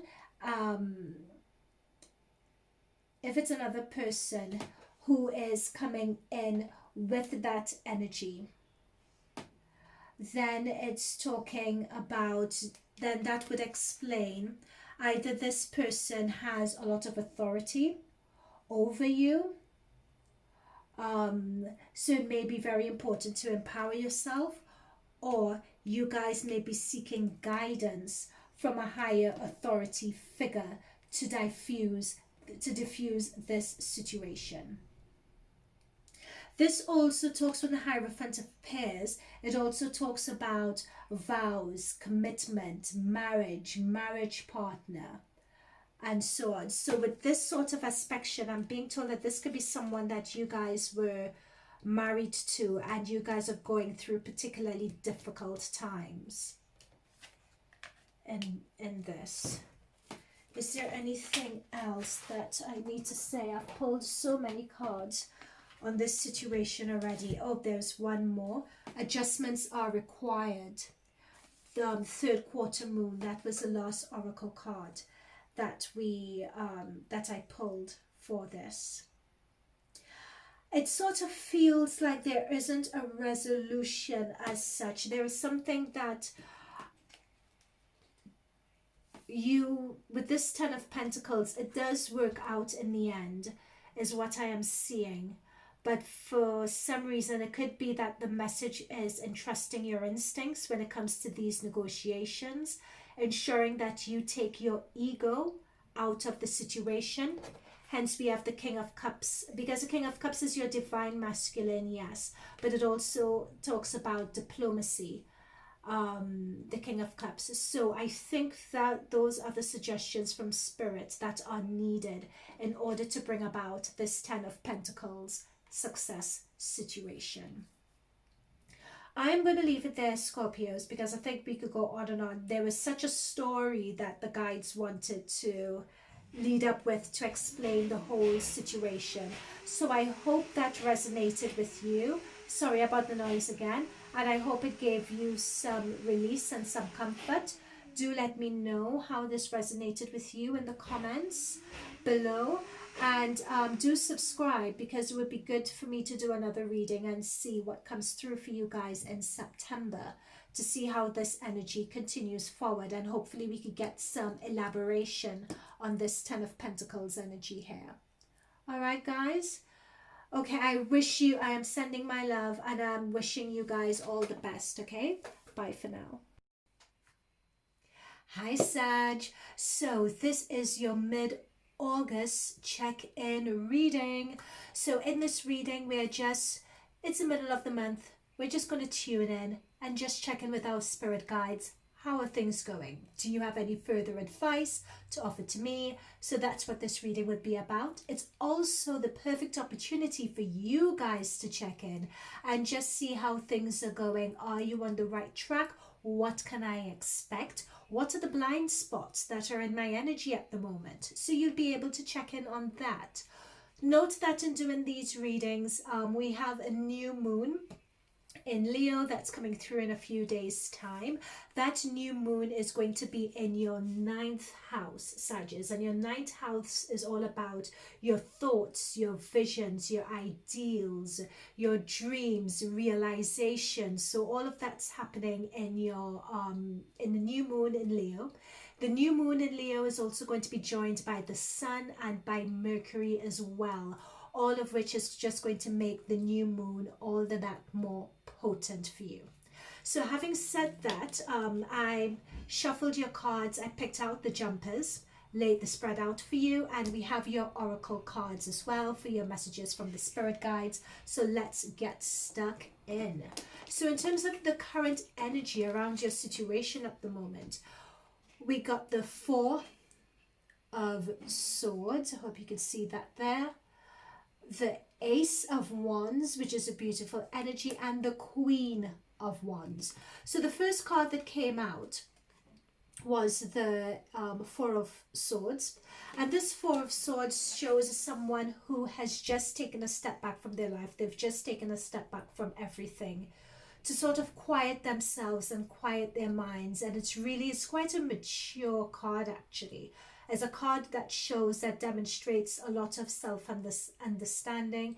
It demonstrates a lot of self-awareness as well, of just being still, even though, and I'm being, spirit guides are drawing me to the clouds here. So even if there are lots of stuff going on around you, you're taking the time to just be centered, just get grounded, and just think. What I'm being told is that you guys are focusing in on exactly what you all want and what you guys want to get out of your life, out of your relationships, out of your partnerships, understanding who you are. And the reason why I say that, okay, so for this reading, I'm going to jump all over the place, so bear with me. The reason why I say that is that the guides are drawing me to the Four of Cups. So with this Four of Cups, we see someone who has a lot of, their fruits around. Four Cups shows stability, shows achievement, but they're daydreaming out the window. They're looking out in the window, looking out to the horizons. They want something more. And that is what this self-awareness is all about. And there are two fours actually. There are two fours. Yeah, you're stable. Yeah, you're doing good. But It's just that you guys have that drive and you have that yearning for more. And that draws me to the Queen of Wands. So the Wands are all about someone who is an achiever, someone who is a boss, someone who knows what they're after. They're not afraid to lead. They're very assertive and they're very grounded in their intuition as well. So Wands are all about higher purpose, higher energy. Wands are about passion, really grounded energy. And this is you, Sag. You have turned up front and center in the starting position of this reading. You know, so you're really taking, what I'm being told is that you're taking in your space, you're settling into your space, you're not apologizing for yourself at all, which is a really strong energy. And with that comes the Ace of Wands, which is because we have the new moon, as I said, in your 9th house.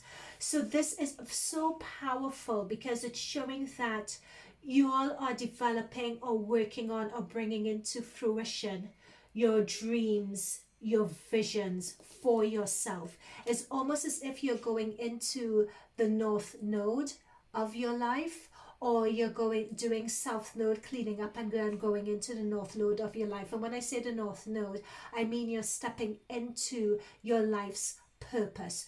You know, because usually when you come into your life, you know, you learn, you sort of clean up all your past life karma, and then you go into the purpose. But I believe that you've done all the past life karma stuff. This is you stepping into your own and having experiences for your enjoyment and for your self-development, and experiences which would be validating your self-worth and how you view yourself. That's come through very strongly. Now crossing you, we have the Death card. And that just confirms to me that the way you were thinking about things before has just come to an end. That is it. You are moving on. That's the confirmation of moving on into the next phase and next stage of your life. I'm just surprised that we don't have the World card or something like that here, because the World card should be here for this new stage of your life. At your foundation, we have the Six of Wands. So the Six of Wands, as you can see, you enjoying yourself with little kids. It's almost as if, yep, it could be getting in touch with your inner child and all that sort of stuff. Or for those who have a family, it's taking that time, you know, taking that break with who you were, what you were doing in the past, to enjoy the finer things in life. That's the foundation of you. But I feel it's also moving into this stage, especially where we have the Ace of Wands. You are looking for the next stage in your life, for something that brings you enjoyment, that lights your fire, that gives you passion. What I'm being told is that before, day-to-day, humdrum, boring, doing things just to do things is what I'm being told, or to get by. Sorry, I'm just giving it as Spirit is giving it to me. But now, and I'm getting very tingly and I'm getting very lightheaded as I say it, but now you want to focus on you. And I think that is where the Four of Cups come in. And that is where the planning and the vision of the new moon, that's the new start. That's the influence of the new moon that we're seeing. It's going to have a powerful influence on you. The advice from Spirit is, if you notice this card, we have the Queen of Swords. So if you notice with this card here, this is someone who's thrown off their face mask, their social mask, their crown chakras being illuminated. They're connecting with their higher selves. Their swords are up in the air. They're cutting through the BS. They're seeing things clearly for the first time. They're showing up in their life clearly as well, and that's you. And we have these two cards came through as advice actually, and the next is the Seven of Wands. And as you see, the Seven of Wands, someone is defending themselves against oncoming opposing thoughts, point of views and opinions. And I'm being told that these opposing thoughts, it's not that anyone is coming and being aggressive at you per se. Now it could be for some of you that's what's happening, but I think for you this is you fighting off what your interpretation or your understanding of how society expects you to be. How you're meant to be turning up in your friend circle, how you're meant to be turning up in your relationships. How are you meant to be expressing yourself? You know, because Mars is in your 5th house, and the 5th house deals with relationships, having fun, etc. But it also deals with self-expression. How do you want to express yourself? How do you want to communicate your thoughts? That is what you're defending here. You're tired of wearing that social mask. You've torn it off. This is Queen of Swords. You're ready to speak your truth, and you're ready to defend your truth as well. Very, very powerful. Now, in terms of your outcome, this is really sweet. So what we have is the 2 of Cups, and we have the 9 of Cups. Lots of Cups energy. So Cups is all about fulfillment, emotional fulfillment, spiritual fulfillment. And with the 2 of Cups energy, of course, this is, not of course, but this is divine, spiritual, I would say twin flame, but not, well, it could be twin flame, but I don't want this to be viewed as a romanticized situation. It doesn't necessarily mean that. It's almost like a life partner, but not it could be from a relationship sense, but it could also be from a platonic sense. Just someone who really gets you, who really understands you, and you understand them, and you fulfill each other's lives. This is it's someone who you're meant to at this point of your life, and at this stage of your life. It's very important that you have them by your side as you from this Death card, I'm being told, as things come to an end and you start this new chapter, it's very important that you walk through this new chapter of life with them, because they have a lot of things that they are going to show you and teach you, things that you may not necessarily be able to see on your own, and you would also have that vice versa effect on them. I'm also being told it's almost as if you guys have known each other for past lifetimes, and with them at your side, you are really going to reap the benefits of having them in a big way. They are going to emotionally fulfill you, and fulfill you to the point where you just feel very comfortable. You feel as if you're in your divine path, and it's going to be easier for you to manifest exactly what you want. So I'm being shown that here we have your 4 cups. You know you're capable of more. You know you're capable of better. You're sitting, you're daydreaming, you're wanting more. Well, you know what? You're going to get that more. And this person is going to be the one responsible for bringing in that more, and helping you bring in that more, and bringing in what you deserve and what you know that you're worthy of. Okay. Oh, anything else? No. Let's go into the oracle cards. So, the oracle cards, we have dance. Do something to shift your vibration. Very interesting. So we have dance, do something to shift your vibration, and we have mirror. Who or what is triggering you? Now, what I'm being told here, it's identifying what triggers you, and it's identifying and it's shifting your energy and shifting your vibration. And it's interesting that focus on energy, and it's interesting that focus on vibration, because that's exactly what you guys have been doing here. That's the energy around you guys at the moment with this meditation. You're focusing on because with meditating, you're tuning into yourself, you're tuning into what's going on, you're understanding what's going on with you as well. And and this could be, there's a lot of work in terms of meditation and raising your vibration, but you could also get it into your body as well through movement and through meditating. It's all, what I'm viewing with the meditation is almost like someone with a pick picking away at stone, or water over a rock.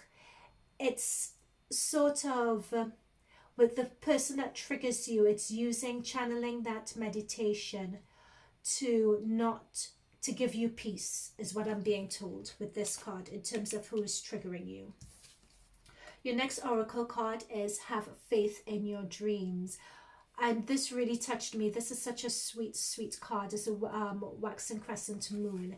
It's a really sweet card, and what I'm being drawn to is your energy here, Sagittarius, your energy here, the Queen of Wands. And as if you notice, she's writing in her notebook and planning. And what did I say earlier about the new moon, Sun and Mercury being in your ninth house of thoughts, ideas, realizations, visions? That's, you know, so you are writing down your ideas, you're writing down your manifestations, you're writing down your dreams. And at this point you have and this is the start of the new chapter, of this new stage in your life. You have the sun that's shining light and illuminating it. You have Mercury that's working through the detail. All that's left now is for you to have faith in it and not doubt yourself. Defend yourself, defend your ideals. In fact, that is the thing. Now this makes sense. Getting this makes sense because you need to have that faith in your dreams. And last, new vitality. So there's a lot that seems to be going on about your energy and your vibration. That is coming through really, really strongly. It's almost as if you need to raise your vibration in order to give your dreams that power that it needs, and in order to attract into your life what needs to come in. I'm being told that it's just there, it's just at the door. Even if you raise your vibration and open the door, it's just a crack. That's all that's needed for it to come in. Sagittarius, this is really, really, you know, a very heartwarming, heart-filling reading. This was a really quick check-in, and I hope this resonated with you. Do let me know. Keep on dreaming. This is a big tick. It's a big yes that you're on the right track and you're not being silly. Or don't let anyone tell you that you're silly or put down your dreams or say it's too ambitious or pick holes in it. Don't let anyone do that for you. Defend it. Defend it to the utmost because you're being protected. It's in your life path. It's written in your Akashic records that this is what you are meant to be doing. All right? So I wish you all the best with that. In a few weeks' time, I'll be coming through with your September monthly readings. So it would be great to see how this advances at that stage. I'm also being told to check your other placements. So Sun, Moon, Rising Sign placements to pick up any further messages that could also offer and give more clarity on this position as well for you. Okay? So I will leave it there, Sagittarius. I wish you all the best with the energy of the new moon. Take care and bye for now. Hey Capricorn, so this is your mid-August check-in. So what we'll be doing here is that it's the middle of the month, so we're just going to check in with our spirit guides and just see how things are going, whether they have any further advice for us. And it's also the perfect time for us to check in as well with regards to our current situation, the energy that's around our current situation, to give us a better perspective as to the situation we're in, what we could look forward to, so we could make better and informed decisions for ourselves. So this reading is also being done in light of the new moon that's occurring in Leo in a few days' time. And for you guys, Caps, that new moon in Leo is occurring in your 8th house. And the 8th house is one of a personal transformation, personal evolving. That's where you have your aha moment and you see life and you see your circumstances from a different perspective. It could also be alluding to joint partnership and work and finances of your partner as well. So having said all of that and talking about personal transformation, in the current energy around you at the moment, we have the moon, which is interesting because when it comes to the moon, reason, logic, and trusting and believing what you see with your eyes or what someone tells you, it's not always reliable. As we can see, this woman is walking through fog with a staff and a burning light in her hand. It's dark, it's swampy, there's a lot of mist, it's really hard to see where she's going and she seems lost in terms of the direction she's in. So it could be that you guys are experiencing this at the moment, that yep, you're going through, it's almost like what I'm being told is going through the motions, but really deep down you're feeling a bit lost, that you're just waiting for something to turn up or for some sign. As you can see, this woman is just looking for a sign to show, am I in the right direction? Am I in the wrong direction? Am I in no direction? Any hint, let me know. That is the energy that's around you at the moment. Now, I have two cards here in terms of what's blocking you or what will be helping or hindering you at this time. And the two, I didn't realize two came through, but the two cards we have is the Six of Pentacles and the Star. So the Star is a beautiful card, Uranus. It's the ruling planet for Aquarius, next door to you guys. And we have the Six of Pentacles here as well. And the Uranus talks, one thing I was just popped into my head regarding this moon card. This was quite fitting, especially seeing that you have your new moon in your 8th house, as I was saying before, of thoughts, your 8th house of personal transformation and so on. So it almost seems as if you're in the middle of your transformation at the moment. You're in like a dark tunnel and not really being able to see where you're going, but you know that you're moving. I'm being told that you need to trust the process. That's what I'm being told here. Okay. So moving on, so in terms of what may be helping or hindering you and what's crossing you, we have the Star and we have the Six of Pentacles. So the Star talks about manifestations, wishing. If you notice, all the stars, all the divine stars above their head, are above her head rather, are intentions. And this is what you guys are working towards. You're working towards bringing your hopes and working towards bringing your dreams to reality. Especially when things it's quite a confusing time. This is what when it's such a confusing time, you're sort of meditating, manifesting, taking the time to really fine tune what it is that you actually want and really having a sense of hope. What I'm being told is that hope is your guiding light through the darkness of the moon, really. It's that hope. So what we also have here for you guys as well that's come through with this card is the Six of Pentacles. This says to me that you guys would be getting a helping hand on your journey here, especially a helping hand in terms of opportunity, a helping hand with your finances as well. And it's what I'm being told here as well is not taking the help you receive for granted. For you, it may, when you see help in the cards, you think it's some sort of big grand gesture. But many times it's in the little things that people do that it all adds up and it just all helps you, propel you on your way. That's what I'm being told by the guides as well. So the foundation of your situation, we have the Hangman reverse and we have the Ace of Pentacles.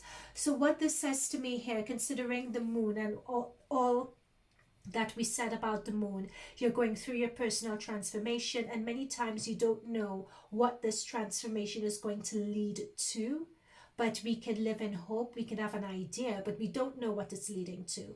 And the foundation of your situation is that it's a Hangman reverse. So when we're going through this transformation, we don't know where we're going, we don't know how we're going to evolve. It's easy for us to get stuck. And with the Hangman reverse is you can't afford to get stuck at this point.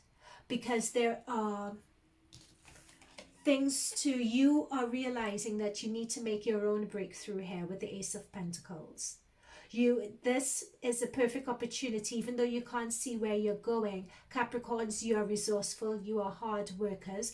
You're realizing that this is the opportunity where you could take a passion, where you could take an idea and turn it into something. So I'm getting that this is what you guys are going to be looking to do with the Hangman reverse. It's saying to get out of this energy. Get out of, you can't afford to be stuck. You can't afford to procrastinate. The sense of lack of direction or being in a rut or feeling helpless and uncertain and needing that help and that guidance is going to come into you guys. And that is shown here by the Six of Pentacles. So don't worry about it. That help is coming through. And that help is going to propel you out of this rut situation. out of this situation where you have that lack of direction, not sure where you're going. You're going to be able to get help out of that in order to move forward. Okay, what we have crowning you is, again, we have the Two of Swords energy here. As you can see, her eyes are blindfolded, and it's a two. Twos talk about making decisions. Twos talk about being at a crossroads. But it's interesting that you have the Hangman energy below and the Two of Wands above, because both talk about stagnancy. So we have two energies here. So we have an energy of stagnancy. We have an energy of not knowing where one is going. But at the same time, we have opportunities and we have help that's coming in for you.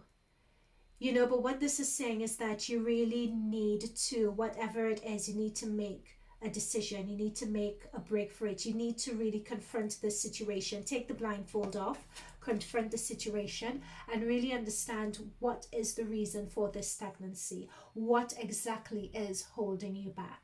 And you need to tackle that reason. Now, what also came through in the foundation is the Queen of Cups. Also came through, and the Emperor came through as well. So the Emperor talks about structure, it talks about control, it talks about discipline. But with the Emperor card, what I'm also being drawn to are the children in the background. And it seems to me that what's coming through strongly for you guys, and what you all are working towards, is your future. Is working towards your future. And I think that is the reason why you guys are stuck, because you don't want to make a wrong decision regarding your future. And the plans are what you expect your future to look like. You don't want anything less than that. Now, with Mars is in your 4th house, and Mars, the 4th house is that of family and family relations and relations to your parents. So it's interesting having the Emperor and having the Queen of Cups here, because that could also denote your parents, and it could also denote a sticky situation, or a situation that you don't want to see or you don't want to admit to when it comes to your parents as well. But Mars is in your 4th house when it comes to this situation, so I don't really think you'd have a choice, because Mars is going to propel you to take action, and is going to propel you to move forward regarding this house and this home, this domestic situation. I'm being told that in terms of this, if this is a home situation and if this resonates with you, that there'd be either a relocation, I'm being told, of home, either a renovation that's happening of home, or someone is moving in with someone else, or someone's moving out into a care home, or there is something going on with family living arrangements. There, yeah.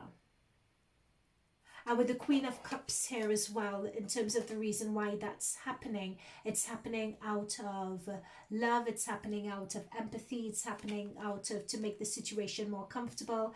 It's from a motherly perspective. That's coming through there. Now, in terms of the advice from Spirit, we got quite a few cards as well, and we got the 8 of Cups, the 6 of Swords, and the Magician. So this is saying that things may feel quite helpless for you, but to have that Magician energy, that says you're not as helpless as you may think. Even though you have the moon and you're going through that transformation and you can't quite see how you're transforming or where you'd be going, use the light. There is many times we feel that we can't see where we're going or what we're doing or how we're transforming. But that is where you really need to get, it's that circumstance that could foster self-understanding, that could foster you confronting your shadow side, that could foster you having a deeper understanding of who you are and how you want to appear in the world. And you guys, Caps, you have Saturn. Saturn is your ruling planet, and it's in your 1st house. And Saturn is all about the detail. And Saturn is a very stubborn planet, because the only way, and it's very stubborn energy, because the only way that you can get out of that situation is by confronting. That is what Saturn forces us to do.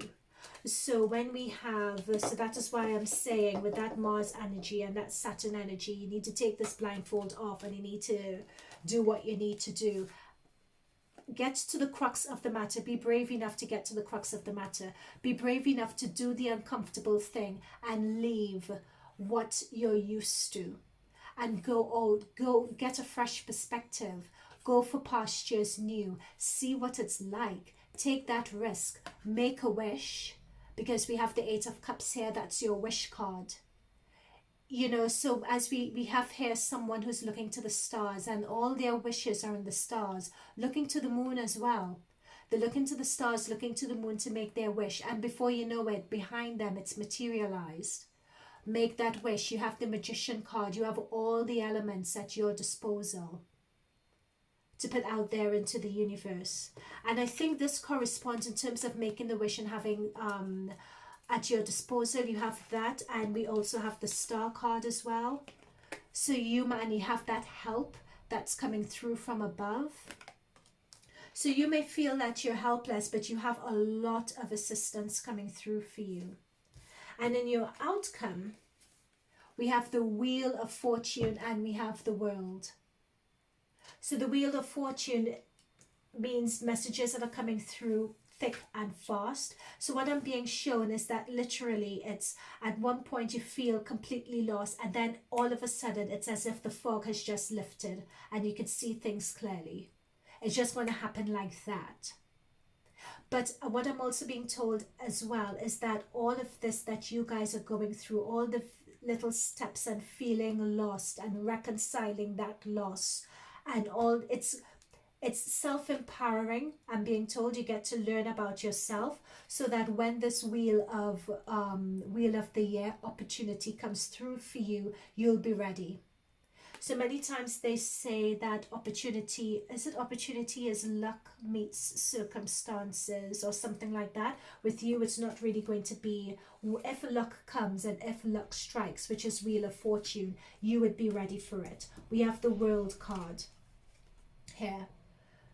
So you guys are working towards the end of your cycle, and the end of your cycle in a big way. You succeeding in your personal transformation is going to be the end of the cycle. That's going to propel you to the next stage of your life, and you're being helped here. Let's see what the oracle cards say. Yeah, your energy is gaining momentum. You are gaining momentum. You have the wheel of they call it here the Wheel of the Year. I know it's the Wheel of Fortune card, but that's the thing. You're gaining momentum. That's what I was saying. Before you know it, you know, you're going to have an opportunity land in your lap. You need to be ready for that opportunity. Birthing of a new age, birthing new creations, dreaming a new world into being. This is your new reality that you are birthing into being. What else do we have? Pleiades, double mission, channeling and uplifting humanity. So it could be, in terms of this personal transformation, you may have a powerful position to play. Oh my gosh, and I was just being drawn to this as well by my guides. In terms of that personal transformation we're talking about, look how these people are being lifted out into their new, it's almost as if, this image is so powerful for me in terms of what you guys, in terms of this transformation you guys are going through. It's almost as if you're leaving one stage and rising up into another, rising up into your life purpose. And I believe that your life purpose is going to be huge in terms of the impact you guys are meant to have. You guys are going to have positions of prominence, is what I'm being told here. So you may think, what, me? But yeah, you guys are being prepared to be propelled into position of prominence. And that energy is gaining momentum. What else do we have? We have observe. Observing yourself, being conscious of yourself. And I think observation is integral to your personal transformation as well. Because you really need to pay attention to what are you hoping for? What are you wishing for? In order to manifest it, in order to go over to pastures new, in order to place that wish. Observe could also be relating to your family circumstances as well. Many times with that Mars energy, we may just want to rush in, make decisions, jump to conclusions. But particularly I'm being told when it comes to family, Don't just rush in, just taking the time to observe, be empathetic, seeing things from other people's perspectives as well. That's also part of your transformation. It's interesting having your family around you.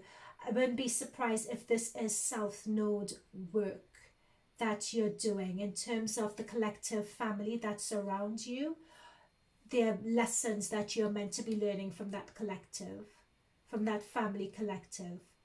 Lessons that affect and are impacting. You know, you have your parents who affect your who determine that inner child that you have, and you need to look at that inner child and heal that inner child, and part of that is observing, especially observing the family.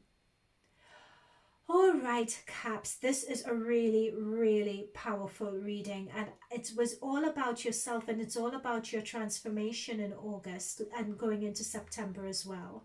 So I hope this resonated with you, and I look forward to hearing about it in the comments. Please like and subscribe if it did, and subscribe especially because in your September monthly reading is going to be coming out shortly. So we'll be able to see in September how these energies will grow and develop then. All right, so this reading is slightly longer, forgive me, because it was just meant to be a quick check-in, but there's a lot of heavy transformation energy going on here for you, so I just wanted to ensure I delivered those messages. Okay, all right, Caps, all the best. Hey Aqua, this is your mid-August check-in.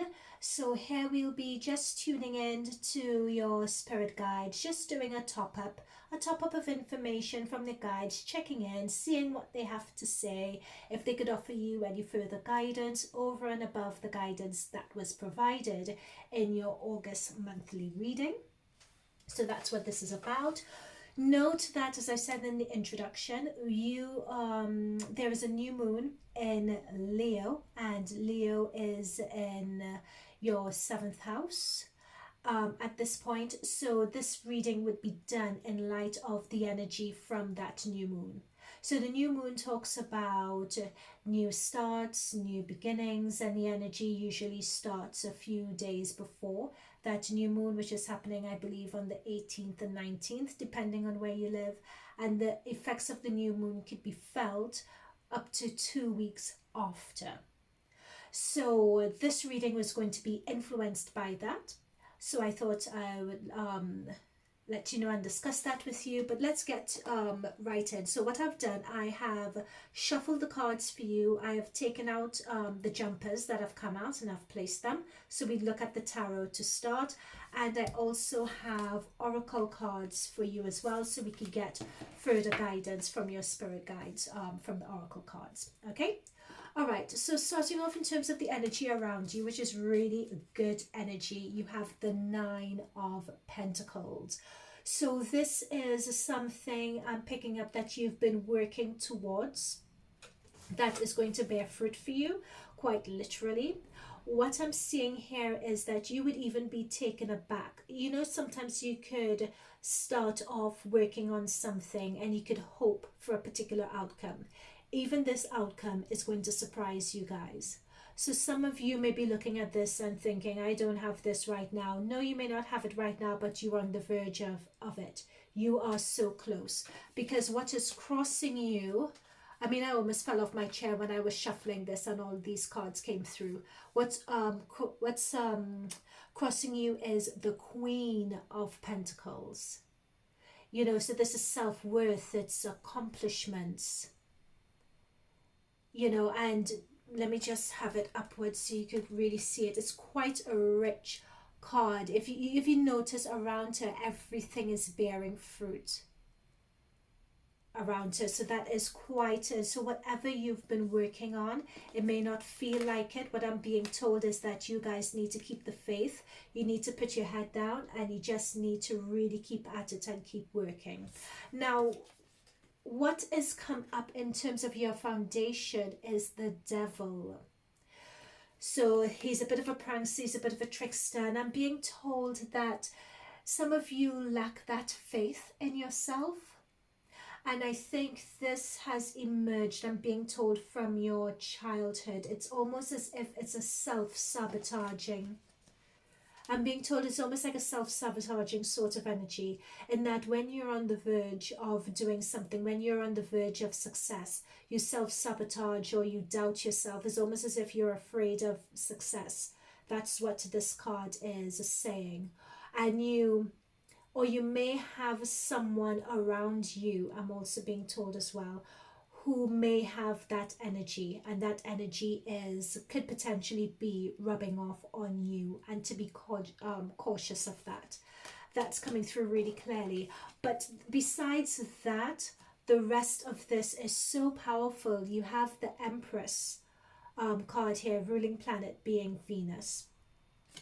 So this talks about, being an energy in terms of what is on your mind and what you portray to others and what other people see of you, is an energy that is quite confident, quite outgoing, but at the same time very wise as well. You're very aware of being very aware of what you're putting out there, and being very aware of knowing yourself, being aware and knowing yourself. As you can see by the owl there, you're nobody's fool in terms of knowing and really understanding yourself. So then I find it's really interesting at both ends around this situation of prosperity coming in. You have a lot extreme self-doubt, and you have extreme self-confidence as well. It's really interesting. It's just a yin and a yang. You have quite strong yin and yang energies going on here. And the challenge is going to be balancing the two energies. I also feel that in terms of the balancing the two energies, what I'm being told is that there's no in between with some of you Aquarius. Is either you self-sabotage and you get really down on yourself, or you're overconfident and you overproject. And it's not to say that any of them is bad, but you really need to, being told this by the guides, you really need to take the opportunity to find the grey, find that middle point in between, where the both energies could be in further balance, because the both energies is what make you, what make who you are, but you just need to have them in a bit more balance. So the advice from Spirit is that if you do that, we have the Six of Wands, and the Six of Wands is a victory card. It's a victory card, it's accomplishments, and it's being recognized as well by others. And it's interesting that we have this recognition card, because if you have Capricorn, that features very heavily as either your moon or your sun or your rising. The Capricorn's reading came through that they were going to be, in terms of the collective, be in positions of prominence.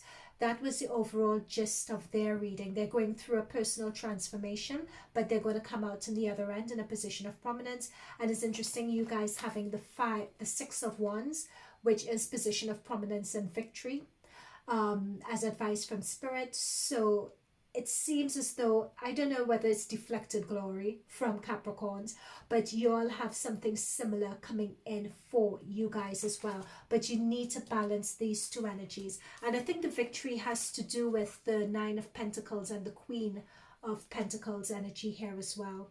I think it has to do with that, but I believe, but this victory card goes beyond that. It has more meaning than that. Now, what we have for your outcome is the Star card. And it's interesting, the Star card came out for Capricorn as well, actually. It came out in their current position. And I'm not using the same deck, I'm using different decks. So it's not to say that I didn't shuffle, it's using different decks. This is why I'm saying check the Capricorn reading, because there are lots of synchronicities and crossovers. So you have the Star card, and the Star is all about, as you can see her with, like, she's completely vulnerable. And she's all right being vulnerable, being open. You know, she's wanting to know, she's helping me, she has hope. And she is comfortable with being vulnerable and asking for that hope and asking for that help. Now, you guys have Saturn in your 12th house, and I think this is the right position to have. The 12th house is about self-understanding, your hidden self, bringing that to light. And Saturn is a very militant planet when it comes to getting things right. So I think getting this star card shows that you guys are on the right track. You acknowledge that. You being vulnerable, being open, and really tuning in with your higher guides, asking for that help, asking for that assistance. Oh, we have another card here, which is the Seven of Pentacles. Lots of Pentacles energy. I haven't gotten much air energy here, actually, Aqua. Haven't seen any swords, but you have the Seven of Pentacles, and here you see someone running, and someone running with a skeleton, and someone lying down as well. This is an advice card, an advice from Spirit. It's all well and good putting out what your intentions are, but you also have to work towards it as well, is what I'm being told here. What I'm also being told with this is you guys have a tendency, some of you have a tendency to overshoot, in that you're very ambitious in terms of your goals. But it's being told to take baby steps first. And I think, that makes sense, because you're very ambitious in terms of your goals. You overstep, you take on more than you can chew. And then when it doesn't work out, that's where we get this devil energy of self-doubt, not believing yourself, self-sabotage, etc. Whereas the advice here is, yes, wish for, be vulnerable, really understand, really put your intentions out there to your spirit guides. Really ask for what you're after, but you need to have more of a definitive plan, more of a definitive step-by-step, incremental step plan to ensure that what you are wishing for, what you're hoping for, it gives you a better chance of achieving it. Okay. Oh, and look at this. So this is one of your oracle cards. It is time to take action. That is it. So this guy who is here lying down, sleeping, dreaming of what could be, it's time to take action. And this is new moon in Aries. Now, the new moon is in line with the new moon that we have coming up in Leo, new energies, but also with Aries. Mars is a ruling planet for Aries, and it could be that Aries features in your chart, but Aries is also with Mars in your third house. Your third house is all about, how should we put it? Your third house is about your thoughts and starting new business, and thoughts and your ideals and your ideas. So it could be ideals and ideas when it comes to this opportunity here as well, when it comes to this opportunity that you are trying to manifest. So it's, instead of lying down, really have that definitive plan, to put that plan into action to ensure that your ideas come to fruition. Answer the call. What is your soul calling you to do? That is in line with your star card. What are you manifesting exactly? Protection. Call back your power. Cut the cords. Soul retrieval. This is to do with your devil card very strongly. It's quite interesting to get this, because remember I was saying with the devil card earlier, it's almost as if this self-sabotage issue and element, it's what I was told is that it's something that's come from your youth. It's something, it's a seed that was planted there from your youth, is what I'm being told. It's also something that you've encountered in past lives as well, which has come through in this life also. And you are provided with the opportunity now, in terms of if you want to succeed in the way that you want to succeed, you need to deal with this self-sabotaging energy once and for all. So that is calling back your power and cutting the cords. That makes complete sense. And your last set of oracle cards is control and opening up.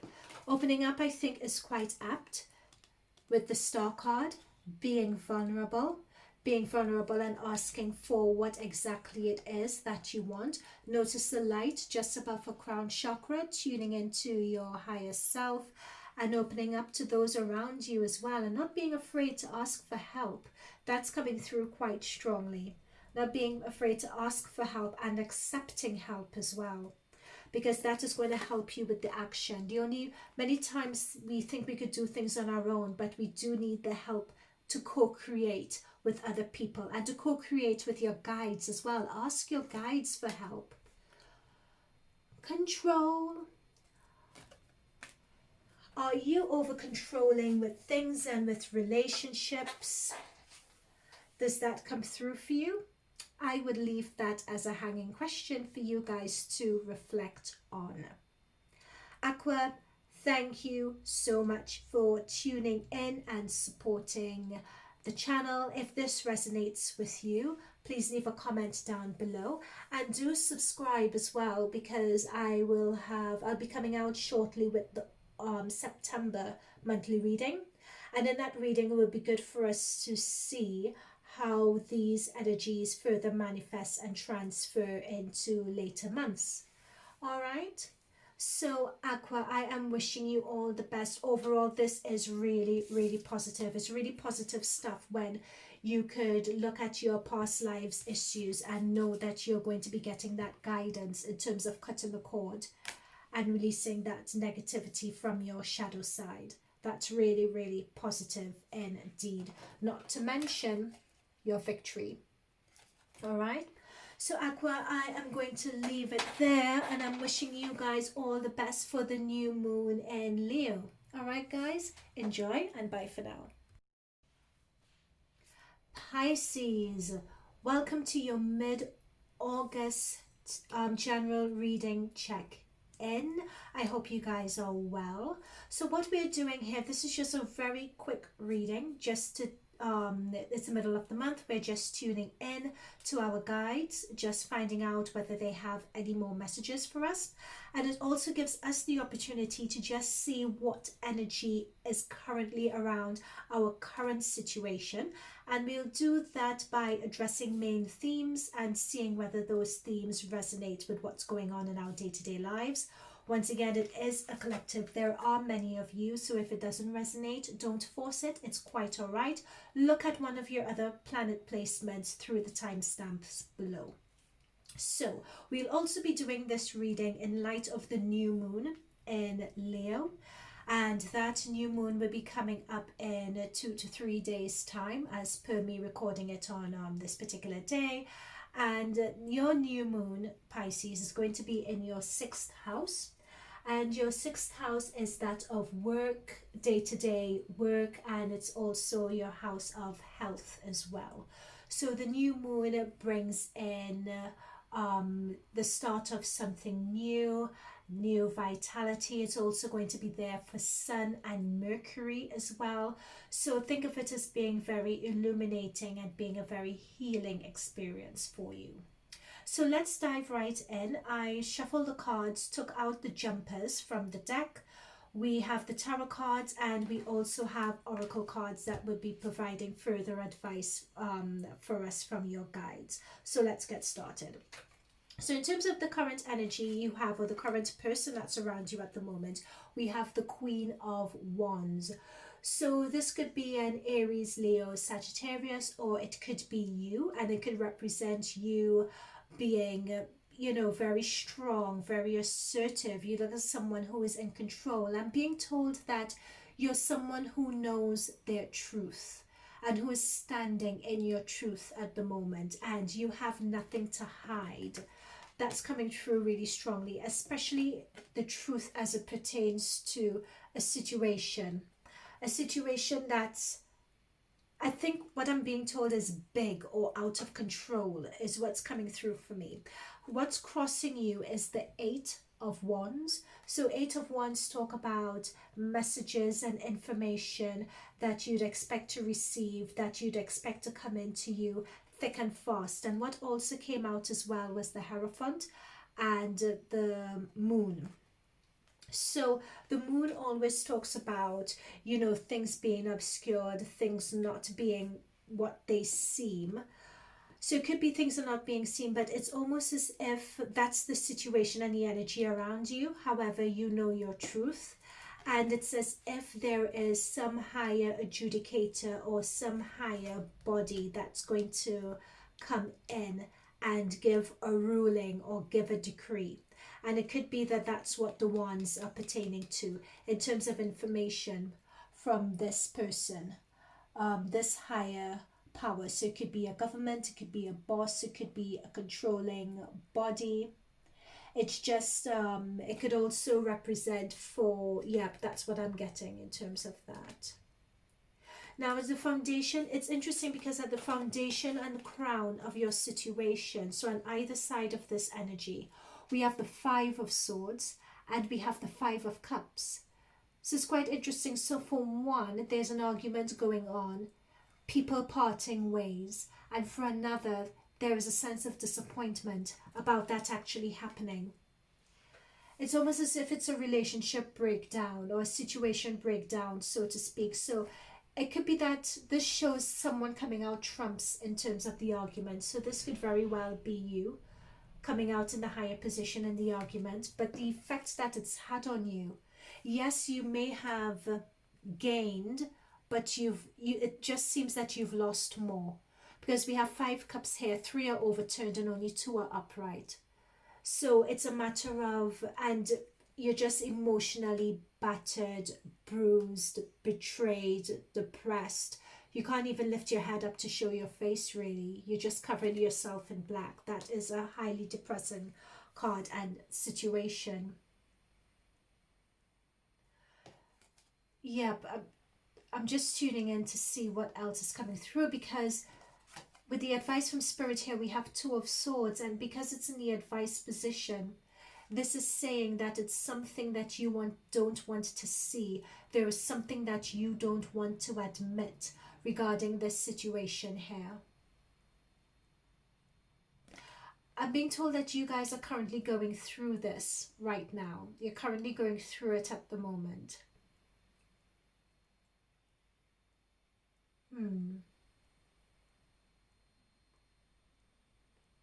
Is this a deal that has gone bad for you guys, which you needed to take to some higher authority body, or some partnership, work partnership that has gone sour, that you had to with someone, and it's a matter of you guys taking accountability for your side and your share of it?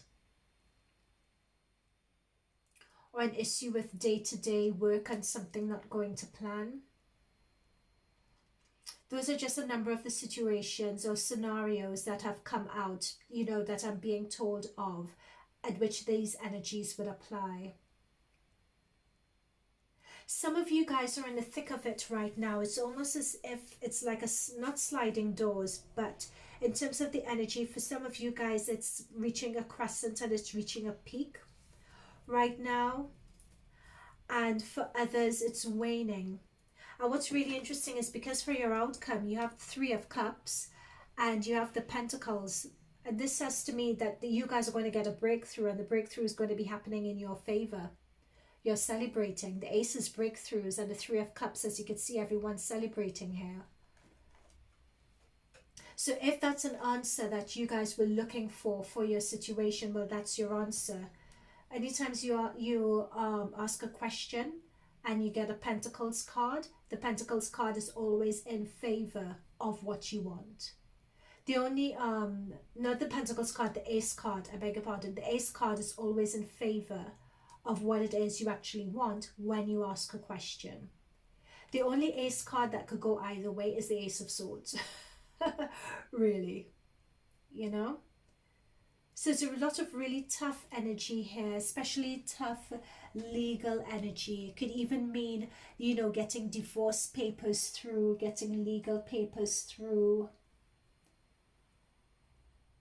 You know, so there's a lot going on here. A lot of messages coming through regarding this. But you do come out triumphant in the end. You do get a breakthrough.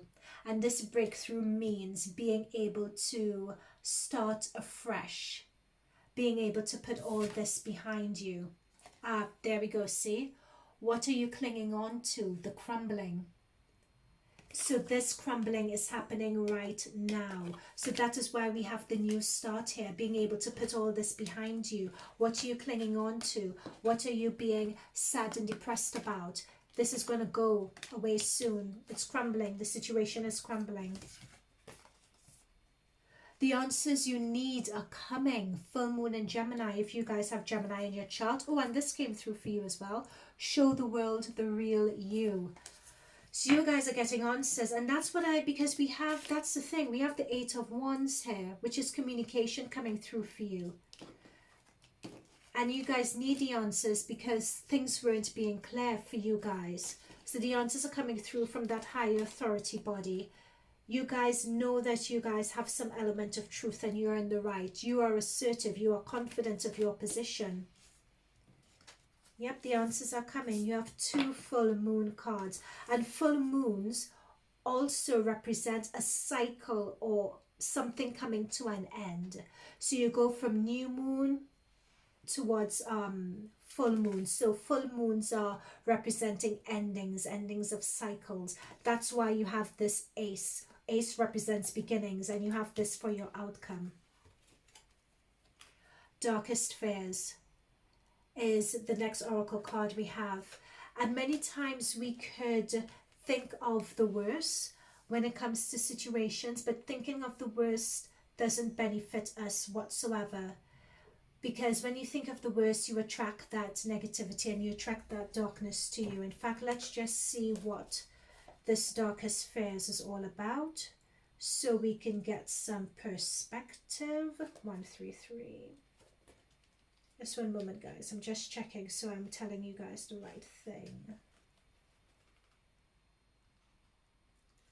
So when something doesn't appear as if it's going to plan, it's easy to lose yourself in worry and doubt. You may even question your own worthiness. It's easy to become obsessed with all your darkest fears. That's what this 5 of Cups is saying, and that's what this 2 of Swords is saying.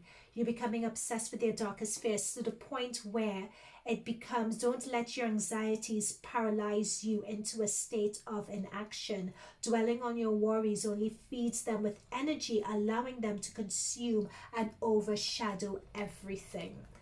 Those are the 2 energies that you're in right now, because the 2 of Swords represents that you're at a crossroads. You need to make a decision, but you're not acting, you're not doing anything. So that's the advice of the darkest fears. You know, not letting anxiety take control, not letting those negative energies take control of you. This situation is coming to an end soon. You have the 3 of Cups, you have the Pentacles, and you have 2 full moon cards. The situation is crumbling away. All right? So Pisces, really just hang in there. You know, it's coming in your favor. And to round off the reading, we have this 3 of Cups. This is your energy. This is your water energy. So know that it's coming to an end.